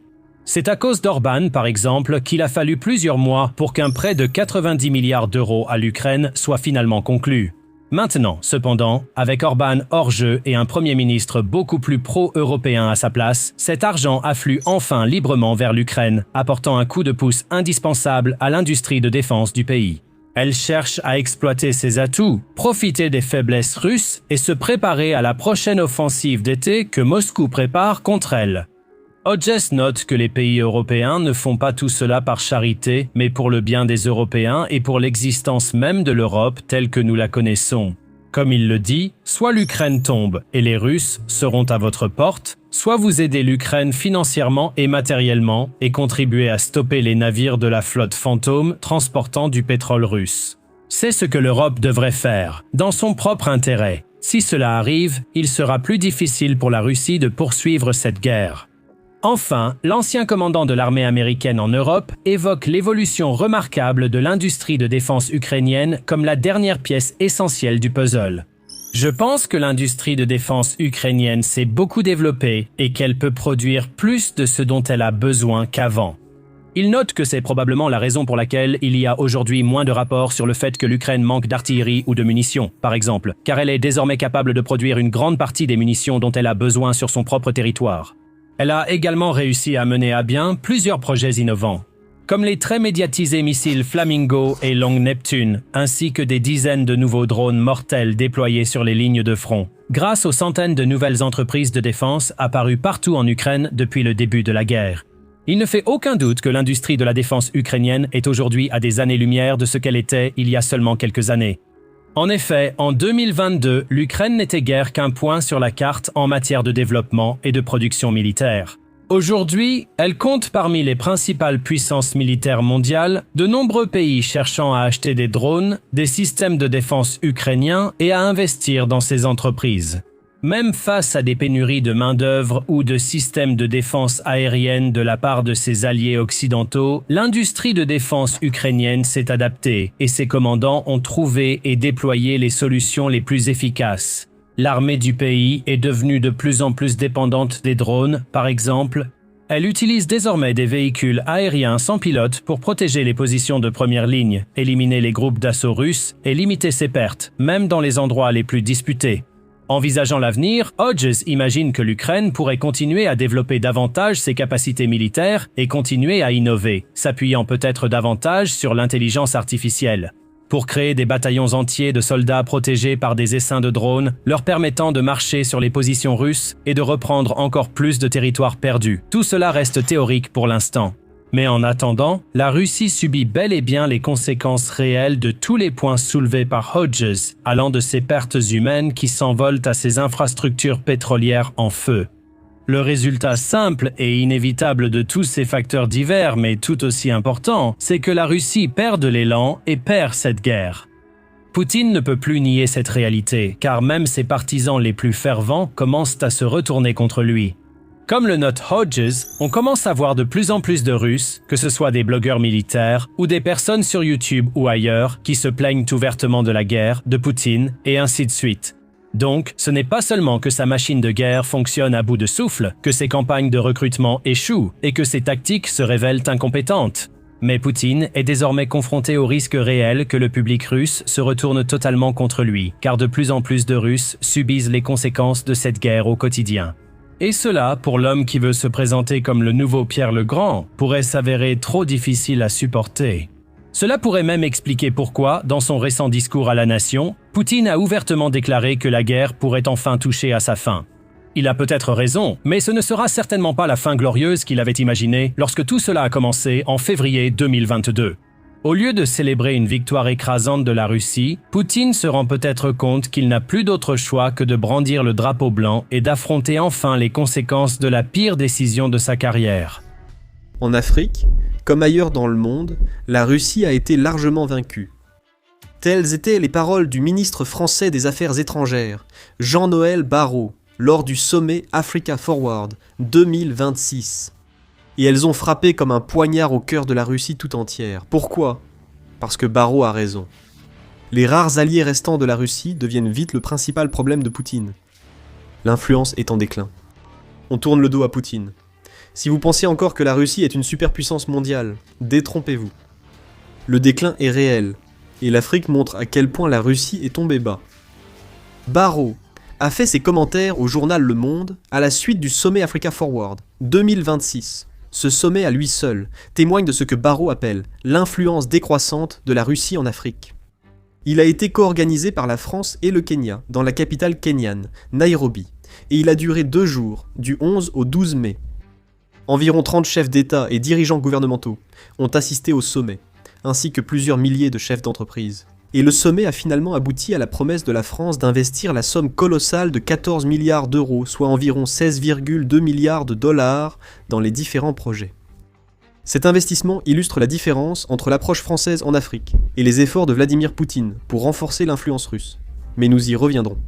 Ce que ce sommet met en évidence, c'est que les tensions qui couvaient entre la France et de nombreux pays du Sahel en Afrique, ainsi qu'avec certains pays francophones du continent, commencent à s'apaiser. Barrot souligne que la présence de personnes de Côte d'Ivoire au sommet montre un rapprochement des relations. Pour comprendre l'importance de tout cela pour la Russie, il faut d'abord voir ce que Vladimir Poutine a tenté en Afrique ces dernières années. La Russie vise à gagner en Afrique au détriment de la France et de l'Europe. Maintenant, ses plans sont en train de s'effondrer. Poutine était loin d'avoir prévu la disgrâce de la Russie sur le continent lorsqu'il a lancé sa campagne d'influence. Cette campagne a commencé dans la région du Sahel en Afrique, qui couvre une grande partie de l'ouest et du centre-nord du continent, et s'étend à peu près du Sénégal au Soudan. La Russie est entrée dans cette région dans le cadre des efforts plus larges de Poutine pour réaffirmer la Russie comme une puissance mondiale, telle qu'elle l'était durant les jours de gloire de l'Union soviétique. Entre 2014 et 2019, nous avons vu ces efforts s'accélérer. L'annexion illégale de la Crimée a permis à Poutine de prétendre ramener un territoire russe à la mère patrie. Les campagnes russes en Syrie, Libye et République centrafricaine ont aidé la Russie à bâtir ce que Poutine voyait sans doute comme un réseau de marionnettes et de relais à exploiter pour l'avenir. La stratégie était presque toujours la même. Poutine identifiait un pays africain confronté à une certaine forme d'instabilité, puis il arrivait en chevalier blanc russe pour offrir la stabilité sous forme de sécurité et d'armes. Le Sahel était la cible idéale pour la campagne de Poutine. À la fin des années 2010, la région faisait face à l'effondrement politique et à de grands défis sécuritaires. La corruption touchait de nombreux pays du Sahel et la violence augmentait. Des juntes militaires au Mali, au Niger et au Burkina Faso ont toutes pris le pouvoir entre 2020 et 2023. Au Mali, Poutine a saisi l'occasion en offrant d'abord des mercenaires russes, puis une force russe dédiée à protéger la junte au pouvoir. C'était le schéma, trouver quelqu'un à soutenir et construire de l'influence en offrant des soldats et de la sécurité. Gardez le Mali à l'esprit. Ce pays illustre sans doute mieux que tout autre le problème auquel la Russie fait face en Afrique. La stratégie de Poutine a longtemps fonctionné, et lors de l'invasion de l'Ukraine, il a intensifié sa campagne d'influence. Poutine ne se rendait pas compte à l'époque que l'invasion finirait par être la goutte d'eau qui ferait déborder le vase pour la Russie. Pendant les 2 premières années, personne ne pouvait prévoir l'échec de la Russie. En 2023, la BBC a rapporté qu'une vaste campagne de désinformation était en cours en Afrique. Appuyée sur la russosphère, la campagne relayait tous les messages que Poutine jugeait capables de réduire l'influence européenne en Afrique et de renforcer la domination russe dans les pays déjà infiltrés. La France a été accusée de colonialisme moderne, ce qui a ravivé les tensions avec les pays du Sahel mentionnés plus tôt. Les Ukrainiens étaient accusés de nazisme et de satanisme, pendant que la Russie cherchait à justifier l'invasion de Poutine, menant ensuite à l'exploitation de travailleurs africains. Des groupes de mercenaires comme Wagner ont commencé à faire sentir leur présence, en particulier dans des pays comme le Mali. Tout cela reposait sur la Russie, qui se présentait comme partenaire de sécurité privilégié pour de nombreux pays africains, qu'elle voulait séduire. En juin 2024, l'Indépendant s'est demandé pourquoi autant de pays choisissaient la Russie plutôt que l'Occident. Il a souligné les visites répétées de responsables russes, l'utilisation de groupes comme Wagner et la création du Corps africain russe pour envoyer un message aux pays africains. L'Occident ne se soucie pas de vous. Mais la Russie vous offrira sécurité, soldats et accès direct aux plus puissants de la politique russe. La Russie a aussi évité de trop s'impliquer dans les affaires internes des pays qu'elle voulait séduire. Alors que les États-Unis et d'autres nations occidentales poussaient à la démocratie, surtout dans les pays tombant sous l'influence de dictateurs ou de juntes, la Russie adoptait une approche extérieurement non interventionniste. Bien sûr, la Russie influençait toujours ces pays, mais elle le faisait en coulisses, tout en donnant l'impression au public qu'elle se contentait de soutenir les nations africaines, dont beaucoup étaient injustement riches en pétrole, en minéraux et en autres ressources, dans toutes les directions que ces nations souhaitaient emprunter. Poutine était un dirigeant bienveillant. L'Occident voulait imposer le changement. Choisissez la Russie et votre sécurité, et autonomie serait garantie. Le message était sans doute bien formulé, mais le problème non anticipé par Poutine a mené la Russie à l'échec actuel. Les promesses de sécurité ne valent pas grand-chose si vous n'êtes pas capable de les tenir, et c'est cela, avec plusieurs autres facteurs, qui poussent les quelques alliés restants de la Russie à lui tourner le dos. Cela change tout pour l'influence géopolitique de la Russie. Avant d'aller plus loin, nous faisons The Military Show pour expliquer le fonctionnement réel du pouvoir. Si vous êtes nouveau, abonnez-vous pour tout suivre. Donc, Poutine avait passé des années à renforcer l'influence de la Russie en Afrique. Maintenant, tout s'effondre et il y a plusieurs raisons à cela. D'abord, il y a l'investissement en Afrique. Dans son entretien avec Le Monde, Barrot révèle la principale faiblesse du plan de Poutine, à savoir que la Russie ne dépense pas du tout ce qu'elle devrait pour obtenir une véritable influence. Nous nous concentrons souvent trop sur les questions superficielles, mais la réalité est claire, a déclaré Barrot, ajoutant « En termes de commerce, d'investissement et d'accueil des étudiants africains dans nos universités, la contribution de la France et de l'Europe au développement de l'Afrique est 10, 50, voire 100 fois supérieure à celle de pays comme la Chine, la Russie ou les États-Unis. » Le Conseil européen des relations internationales soutient et développe cette déclaration. Dans un article d'octobre 2024, il a souligné que le commerce russe avec les nations africaines avait doublé au cours de la décennie précédant 2023, atteignant 24,6 milliards de dollars en 2023. Mais cela restait loin derrière les échanges avec l'Union européenne, 288 milliards de dollars. La Chine, l'Inde et la Turquie devançaient aussi largement la Russie, et c'est toujours le cas. À l'époque, les investissements directs étrangers russes ne comptaient que pour 1% du total africain. Et elle n'a pas fourni les fonds, à l'échelle nécessaire, pour financer des projets capables de provoquer un véritable changement, comme le développement de grandes infrastructures ou la création de projets miniers, qui pourraient permettre aux nations africaines de bénéficier de leurs terres riches en ressources. Ces problèmes financiers couvaient sous la surface. Mais les fissures qui ont commencé à apparaître ont toutes été masquées par les promesses de sécurité de la Russie. Le sentiment anti-occidental que Vladimir Poutine avait réussi à répandre dans de nombreux pays a fonctionné tant que la Russie n'était pas appelée à tenir ses promesses. Spoiler, la Russie devait tenir ses promesses. mais elle a échoué spectaculairement. Plus tôt, nous vous avons demandé de penser au Mali pour une raison précise. Les récents événements au Mali ont montré que les promesses russes étaient totalement fausses. Les forces de Poutine devaient aider la junte malienne à contrôler la population. Mais lorsqu'elles ont été mises à l'épreuve, elles ont échoué si lamentablement qu'elles ont permis aux séparatistes et aux rebelles de réaliser d'énormes avancées au Mali. Vers la fin du mois d'avril, le Front de libération de l'Azawad du Mali, la milice qui lutte pour l'indépendance du nord du Mali face à la junte centrale, a lancé une attaque contre la ville de Kidal, un bastion clé. Cette ville abritait. Plusieurs unités du corps africain russe, déployées pour stopper une telle attaque, étaient présentes. Elles ont échoué. Le corps africain a été encerclé à Kidal et a finalement négocié son retrait. The Hill rapporte que le retrait semblait concerner la majeure partie du nord du Mali, soit environ la moitié du territoire que le corps africain devait protéger. Cela aurait déjà été assez humiliant pour les défenseurs de la Russie. Pour aggraver les choses, des images ont montré un convoi russe quittant Kidal précipitamment, soulignant l'échec de la Russie. On a découvert plus tard que le corps d'Afrique s'était retiré si vite qu'il avait abandonné du matériel, dont des véhicules blindés résistants aux mines désormais contrôlées par des rebelles, soutenus par Al-Qaïda. Ces attaques contredisent l'idée que la Russie garantirait la sécurité. Elles pourraient aussi déclencher d'autres rébellions au Burkina Faso et au Niger, où le corps d'Afrique, déjà jugé inutile dans sa mission, a déployé des unités. Cet incident montre un problème plus vaste que la Russie a provoqué dans tout le Sahel. Comme l'a noté Foreign Affairs, dans un article du 25 mars, une combinaison de la brutalité russe et de son incapacité à transformer les gains obtenus grâce à sa campagne d'influence en véritable succès a paralysé Poutine au Sahel. La Russie n'a encouragé aucune coopération entre les États sahéliens et n'a donc quasiment rien fait pour résoudre les problèmes de stabilité qu'elle prétendait aider à régler. La Russie a en fait accentué les divisions en Afrique. Le Kremlin s'est félicité du retrait du Niger, du Burkina Faso et du Mali de la communauté économique des États de l'Afrique de l'Ouest, pour créer l'Alliance des États du Sahel, nouveau bloc économique régional. Cependant, ces applaudissements n'ont pas apporté de soutien économique réel. Les États attendent de la Russie de l'argent et des ressources, pas seulement des pensées et des prières. Avec l'arrivée de nouveaux acteurs au Sahel et en Afrique, la Russie voit son influence diminuer. L'Europe, surtout la France, a déjà de l'influence et reconstruit des ponts.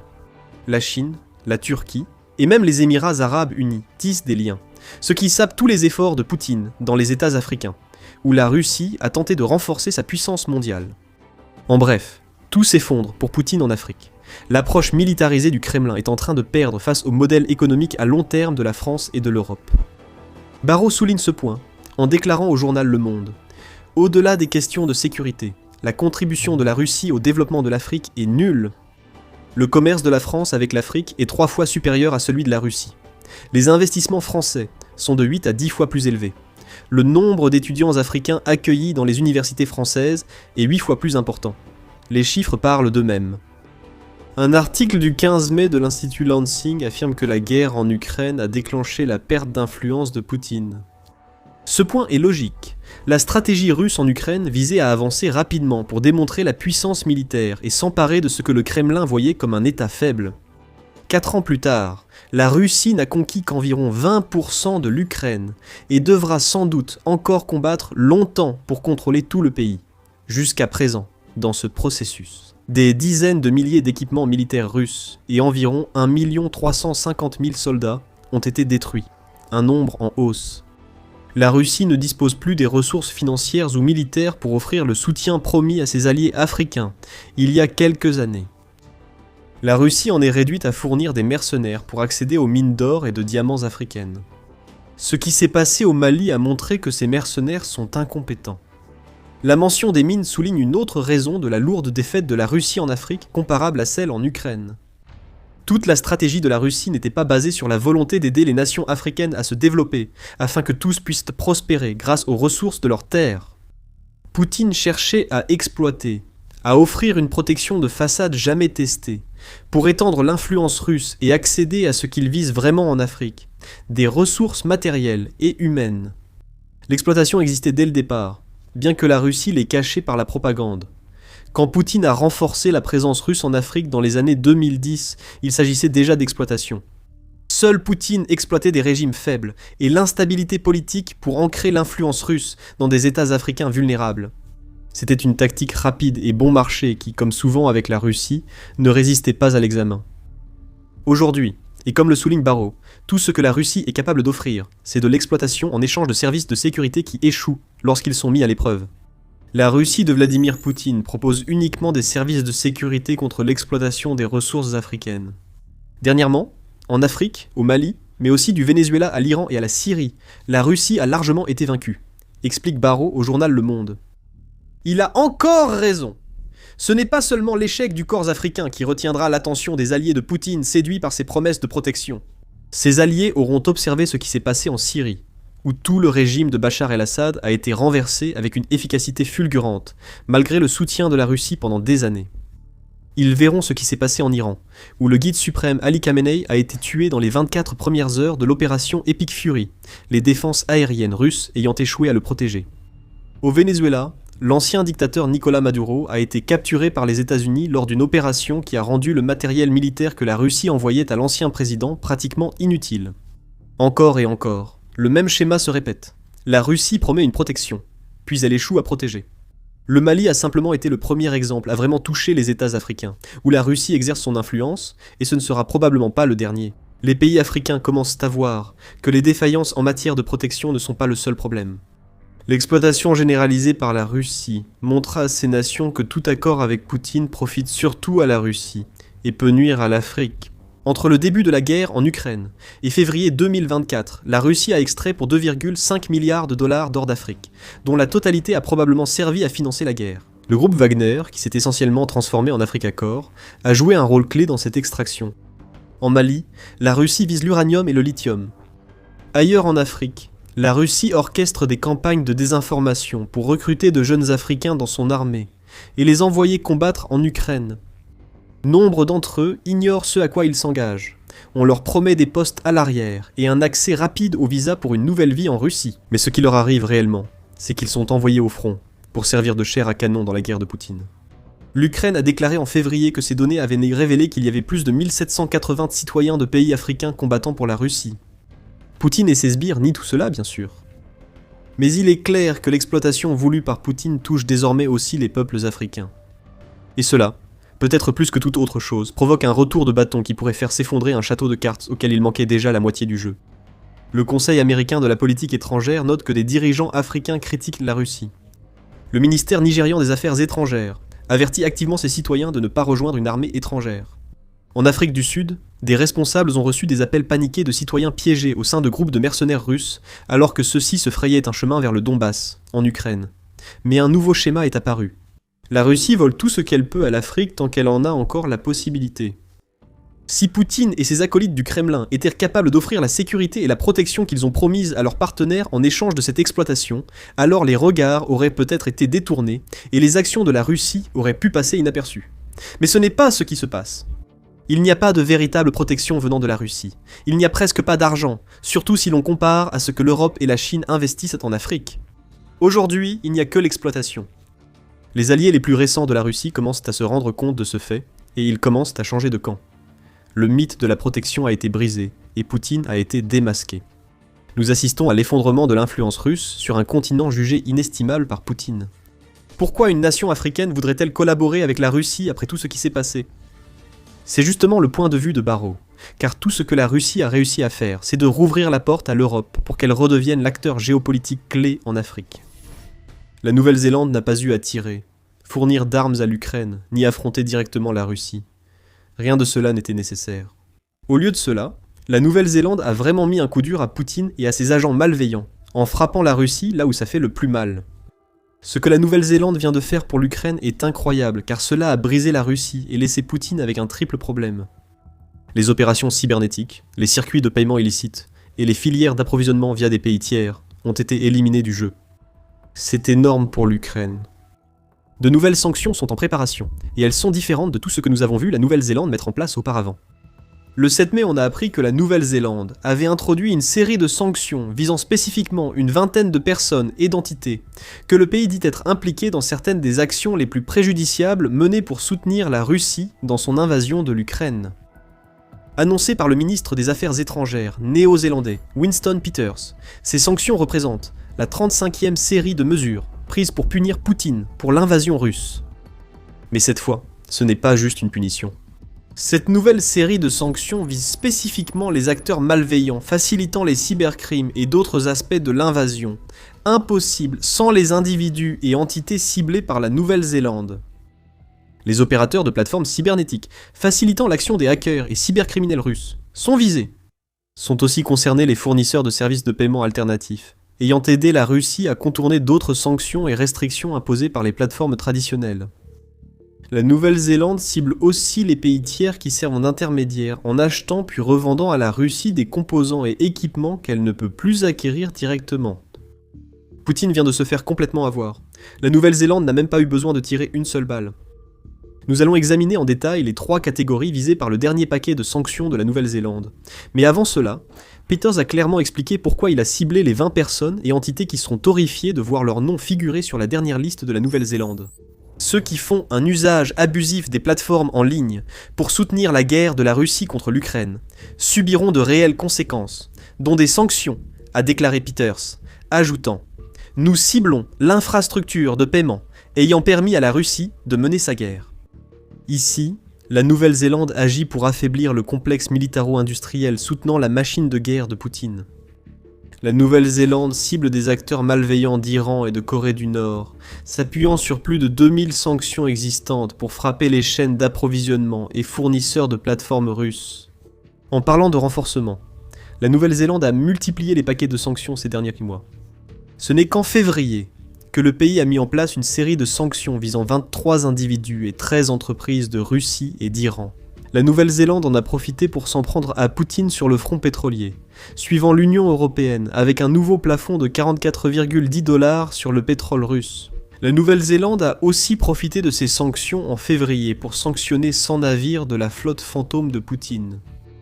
Cette fois-là, les personnes et entités visées étaient des membres des agences de renseignement russes, un trio de citoyens iraniens, dont l'un impliqué dans la fabrication de drones, ainsi que les dirigeants de Garantex, une plateforme d'échange de crypto-monnaies. Cela a permis à la Russie de garder des liquidités pour envahir l'Ukraine. La dernière série de sanctions prolonge l'offensive néo-zélandaise contre les manipulations russes dans la crypto et la finance, et va encore plus loin. Vous pouvez avoir des questions, notamment, pourquoi ces sanctions sont-elles importantes ? C'est une question légitime. Les 20 nouvelles sanctions de la Nouvelle-Zélande peuvent te paraître insignifiantes, surtout puisque Castellum IA indique que la Russie est déjà le pays le plus sanctionné au monde. Poutine, ses proches et ceux qui aident la Russie dans son invasion font déjà face à 26 665 sanctions, dont 23 960 ont été mises en place depuis le début de l'invasion de l'Ukraine. Pourquoi 20 de plus changerait-il autant ? La réponse réside dans la cible du 35e paquet de sanctions néo-zélandais, où un grand changement apparaît. Ce ne sont plus seulement les principaux acteurs qui sont sanctionnés désormais. La Nouvelle-Zélande cible toute personne aidant la Russie dans sa guerre hybride contre l'Ukraine. Nous débuterons par les sanctions contre la cybercriminalité. Tandis que les armes et troupes russes en Ukraine font la une, ce sont souvent les actions de l'armée obscure des groupes de cybercriminalité russes qui causent le plus de tort à l'Ukraine.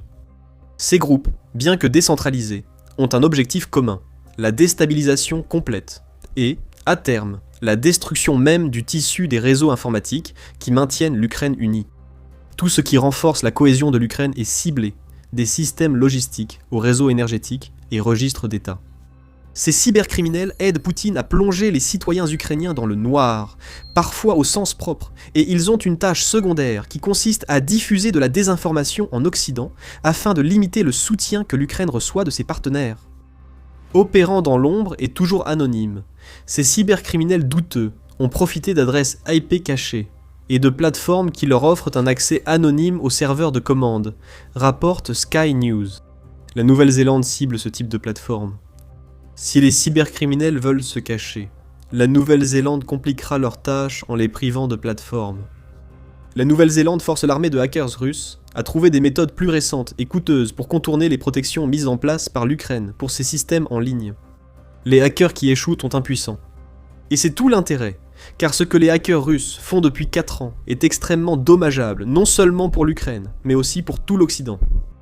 Ces cybercriminels n'ont pas soudainement émergé lors de l'invasion de l'Ukraine par Poutine, en février 2022. Ils étaient opérationnels, depuis longtemps déjà, ayant commencé à mettre en œuvre et à affiner leurs tactiques lors de la première campagne d'agression de la Russie contre l'Ukraine en 2014. Dès janvier 2022, avant l'invasion à grande échelle, ces hackers utilisaient déjà les plateformes sanctionnées par la Nouvelle-Zélande pour attaquer les infrastructures critiques ukrainiennes, selon l'Atlantic Council. Depuis, la cyberguerre russe contre l'Ukraine et ses alliés s'est intensifiée. Souvent, la Russie accompagne ses frappes cinétiques d'une composante cybernétique, utilisant une combinaison de logiciels malveillants, de phishing et de désinformation générale pour accéder à des systèmes que la Russie peut exploiter afin d'affaiblir les défenses de l'Ukraine avant les frappes de drones et de missiles. L'Ukraine possède une armée de cyberguerriers pour se défendre contre les hackers russes et mener des cyberattaques. Surnommée l'armée informatique, les hackers ukrainiens, décentralisés, œuvrent sans relâche pour stopper la Russie. Mais cela ne suffit pas. Et nous le voyons au rythme des cyberattaques russes contre l'Ukraine rien qu'en 2026. Selon News Sky, les centres internationaux de surveillance de la cybercriminalité ont signalé une augmentation de 34% des cyberattaques contre les infrastructures ukrainiennes au cours du premier trimestre 2026 par rapport à la même période en 2025. La majorité des attaques venant de Russie ou de pays soutenant techniquement les hackers de Poutine. Ce que nous voyons ici, c'est que la Russie s'appuie sur une stratégie qui fonctionne. Les nouvelles sanctions néo-zélandaises visent à priver les cybercriminels russes de leurs outils, afin de diminuer les cyberattaques contre l'Ukraine. Mais l'Ukraine n'est pas la seule à craindre les hackers russes. La Russie élargit désormais ses cybercrimes à une grande partie de l'Occident. Mais avant d'en dire plus, vous regardez l'émission militaire. Abonnez-vous à la chaîne si nos vidéos vous sont utiles, il y en a beaucoup d'autres similaires. Si la campagne de cyberattaque de 2014 contre l'Ukraine équivaut à des graines semées, ces graines ont donné naissance à des plantes dévastatrices en 2026. L'University College London a publié un article suggérant que la guerre en Ukraine pourrait être la première cyberguerre à grande échelle que le monde ait jamais connue. L'université indique que le piratage et les cyberattaques existent depuis longtemps en temps de guerre, mais que la campagne actuelle en Ukraine et en Occident est bien plus coordonnée qu'auparavant. Pour les alarmistes, les conséquences potentielles de la cyberguerre sont graves. Des perturbations des réseaux électriques, des marchés financiers ou des communications militaires pourraient provoquer chaos, effondrement économique ou pertes humaines massives, selon le rapport de l'université. Il ajoute que la rapidité, l'anonymat et la portée mondiale des cyberattaques contribuent au sentiment d'alarme, car ces facteurs rendent difficile l'attribution des attaques et la réponse en temps voulu. La difficulté à réagir, c'est le principal problème. L'Occident le ressent autant que l'Ukraine. Le King's College de Londres suggère que la campagne cybernétique de la Russie constitue une menace pour les fondements mêmes de la démocratie. Les hackers soutenus par l'État russe propagent la désinformation en Occident via les réseaux sociaux et mènent aussi des attaques directes contre les institutions de la démocratie occidentale. L'espace informationnel est devenu un champ de bataille géopolitique, déclare la vice-présidente de la Commission européenne, Kaja Kallas, et il est difficile de la contredire. Au cours de la période allant de novembre 2023 à novembre 2024, il y a eu 505 incidents distincts de ce que le King's College appelle la manipulation de l'information et les ingérences étrangères, ou FIMI. Ces incidents de FIMI, qui se sont produits à un rythme de près de 1,4 par jour, ont visé 322 organisations dans 90 pays.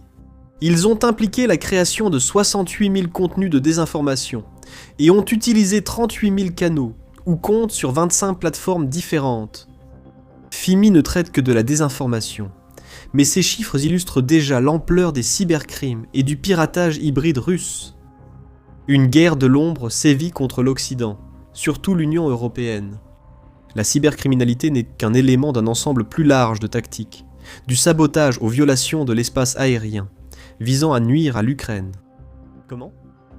La Russie utilise ses stratégies cybernétiques pour punir les nations qui soutiennent l'Ukraine, avec l'idée que le flot constant de punitions finira par devenir si sévère que ces nations décideront que soutenir l'Ukraine n'en vaut plus la peine. Dans le scénario idéal de Poutine, le chaos provoqué par ces hackers pousserait les alliés de l'Ukraine à réduire leur soutien, rendant ainsi l'Ukraine vulnérable. Or, cela n'arrive pas, comme la Nouvelle-Zélande l'a montré. Les sanctions sont importantes, surtout contre les cybercriminels russes, mais le message qu'elles transmettent l'est tout autant. La Nouvelle-Zélande affirme à Poutine sans jamais tirer que la Russie ne pourra pas la manipuler pour qu'elle cesse de soutenir l'Ukraine. Non seulement cela, mais la Nouvelle-Zélande passe à l'attaque contre les plateformes mêmes qui rendent possibles les cybercrimes de la Russie. L'ampleur de ces crimes et le coût pour les mener vont augmenter, ce qui protège directement l'Ukraine, tout en aidant aussi les alliés de l'Ukraine à s'assurer que le soutien que Poutine cherche désespérément à stopper ne s'épuise pas. Tout cela va piquer Poutine. Ces cybercriminels vont réclamer de nouvelles plateformes pour poursuivre leur guerre hybride. Le souci majeur pour Poutine est que la Nouvelle-Zélande a également ciblé les canaux de paiement utilisés par la Russie pour contourner les sanctions. Sky News rapporte que la Nouvelle-Zélande a créé tout un bloc de sanctions visant directement une entreprise qui fournit à la Russie des solutions de paiement alternatives. Selon le média, ces alternatives visent à permettre à la Russie de contourner le système bancaire traditionnel pour être payée pour ses exportations. L'argent que la Russie obtient via ces passerelles est injecté dans la machine de guerre de Poutine et sert à acheter aux pays tiers les composants nécessaires à ses armes. Nous reparlerons de ces pays dans quelques minutes, mais ici, on observe un lien direct entre les plateformes de paiement ciblées et la souffrance imposée par Poutine en Ukraine. La Russie promeut depuis des années des solutions de paiement alternatives, par nécessité. Les sanctions occidentales empêchent la Russie de recevoir de l'argent provenant de la vente de biens sanctionnés, lorsque cet argent transite par les systèmes bancaires traditionnels. Dès 2017, la Russie avait développé le système de transfert de messages financiers, ou SPFS, censé être une alternative à SWIFT. C'est une plateforme centrée sur la Russie, qui d'après l'agence AA aurait été utilisée par 400 institutions financières d'ici 2023.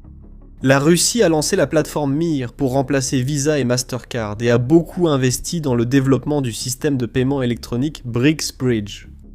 Le message de la Russie reste toujours le même. Il faut davantage de transactions en dehors du dollar et de l'euro. Bien sûr, Poutine sait que ces monnaies occidentales sont bien plus faciles à geler que celles que la Russie préfère utiliser. Côté monétaire, la Russie s'est beaucoup tournée vers les crypto-monnaies depuis l'invasion lancée par Poutine. À Moscou, la tour de la Fédération abrite, selon Forensic Archive, le réseau d'évasion des sanctions le plus sophistiqué au monde. Selon Forensic Archive, le contenu de cette seule tour a fourni à la Russie une bouée financière de 200 milliards de dollars jusqu'en octobre 2025. Cela a été possible car elle soutient un large réseau de transactions crypto douteuses via des mixeurs de crypto-monnaies anonymisants. La Russie blanchit essentiellement son argent sale en utilisant des crypto-monnaies, qui peuvent devenir intraçables lorsqu'elles transitent par des sociétés écrans, afin de payer la Russie elle-même, ou d'acheter ce dont elle a besoin auprès de pays tiers. Ces réseaux crypto ont pratiquement rendu les sanctions inutiles. La Nouvelle-Zélande tente de contrer cela en faisant pression sur Poutine avec son énorme 35e paquet de sanctions. En sanctionnant cette plateforme clé, la Nouvelle-Zélande avertit qu'elle ne tolérera pas le contournement des sanctions via celle-ci pour effectuer des paiements, ou en recevoir depuis la Russie. Poutine n'a pas besoin de ça. Il ne veut pas voir qui que ce soit s'attaquer aux méthodes que la Russie utilise pour payer et recevoir des paiements. Parce qu'il a déjà mené la Russie dans une impasse économique. Selon Reuters, l'économie russe s'est contractée de 0,3% au premier trimestre 2026, ce qui marque la première contraction observée en Russie depuis 2023. Ce n'est qu'un symptôme de problèmes économiques beaucoup plus larges qui ont entraîné une crise du coût de la vie et la défaillance des entreprises russes, alors que Poutine mise tout sur le complexe militaro-industriel. D'autres pays prouvent l'efficacité de l'approche néo-zélandaise. En 2025, le Canada et l'Australie ont mis en place des sanctions similaires qui leur ont permis de geler des avoirs d'une valeur de plus de 180 millions de dollars, rapporte New Sky Corp. La Nouvelle-Zélande pourra, espérons-le, obtenir un résultat similaire. Au moins cela a fermé une autre voie de paiement à la Russie. Plus ces voies sont fermées, plus les effets sur l'économie russe s'aggravent. Sans argent, Poutine ne peut fournir armes et équipements à ses soldats au front. Enfin, il y a les acteurs de pays tiers sanctionnés par la Nouvelle-Zélande. Nous en avons déjà discuté. Ils peuvent utiliser les plateformes de paiement alternatives créées par la Russie pour payer Poutine et ses sbires et être payés par eux. Il est aussi possible que la Russie emploie des pirates informatiques de pays tiers contre les menaces ukrainiennes. Ces individus et entités de pays tiers sanctionnés causent surtout des dégâts, en permettant à Poutine de fournir à l'armée russe les composants nécessaires à la fabrication de son équipement. Voici comment cela fonctionne. La Russie a besoin de nombreux matériaux et composants, surtout pour produire ses missiles et des autres armes avancées. Les minéraux de terre rares, logiciels et microprocesseurs sont essentiels à l'armée russe. Ce sont donc des produits généralement sanctionnés par d'autres pays. Ne pouvant acheter ces matériaux, la Russie s'appuie souvent sur des pays tiers pour les acquérir et les lui revendre. Le pays tiers achète apparemment pour lui-même. Ensuite, il revend à la Russie, souvent encouragé par le fait que la Russie paie au-dessus du prix du marché pour le produit, ce qui permet à Poutine de contourner les sanctions. Les plateformes de paiement alternatives jouent ici un rôle, et il n'est pas étonnant que des cybercriminels russes participent à l'obscurcissement de ces transactions. Les pays tiers ne sont pas toujours à blâmer, sauf peut-être pour avoir facilité ce type de transactions à certaines personnes et entités. Toutes les nations du réseau d'approvisionnement russe ne sont pas comme l'Iran ou la Corée du Nord, heureuses d'aider directement la Russie. Mais ce qui finit par se passer, c'est que des profiteurs dans des pays tiers, qu'il s'agisse d'individus ou d'entreprises entières, achètent auprès de nations qui imposent des sanctions, puis revendent pour réaliser un profit, devenant ainsi certains des principaux facilitateurs de l'invasion de l'Ukraine. Tout cela est flou, et c'est volontaire. Des sociétés écrans, des navires de la flotte fantôme et des crypto-monnaies sont impliqués. Comme pour les autres sanctions de son 35e train de sanctions, la Nouvelle-Zélande tranche dans la confusion et cible directement la source. Les personnes et entités sanctionnées appartiennent au réseau commercial russe avec des pays tiers. La Nouvelle-Zélande frappe directement au portefeuille ceux qu'elle a sanctionnés, ce qui est précisément le but recherché. Si vendre à la Russie rapporte plus, retirer via des sanctions une somme supérieure éliminera les facilitateurs de la Russie dans des pays tiers. L'objectif principal est de bloquer les canaux russes. Par une simple signature et une déclaration publique, la Nouvelle-Zélande a affaibli le réseau cybernétique, financier et la chaîne d'approvisionnement complexe de la Russie à l'échelle mondiale. Poutine vient de se faire avoir, et maintenant, la Nouvelle-Zélande cherche probablement les prochaines personnes et entités qu'elle pourra sanctionner. Alors que la Nouvelle-Zélande n'a pas eu besoin de tirer un seul coup de feu pour faire saigner Poutine, d'autres nations apportent un soutien encore plus direct et militaire à l'Ukraine. La Suède en fait partie. Elle a fourni à l'Ukraine la lance magique d'Odin. Gungnir est arrivée en Ukraine, et elle déchire les forces russes.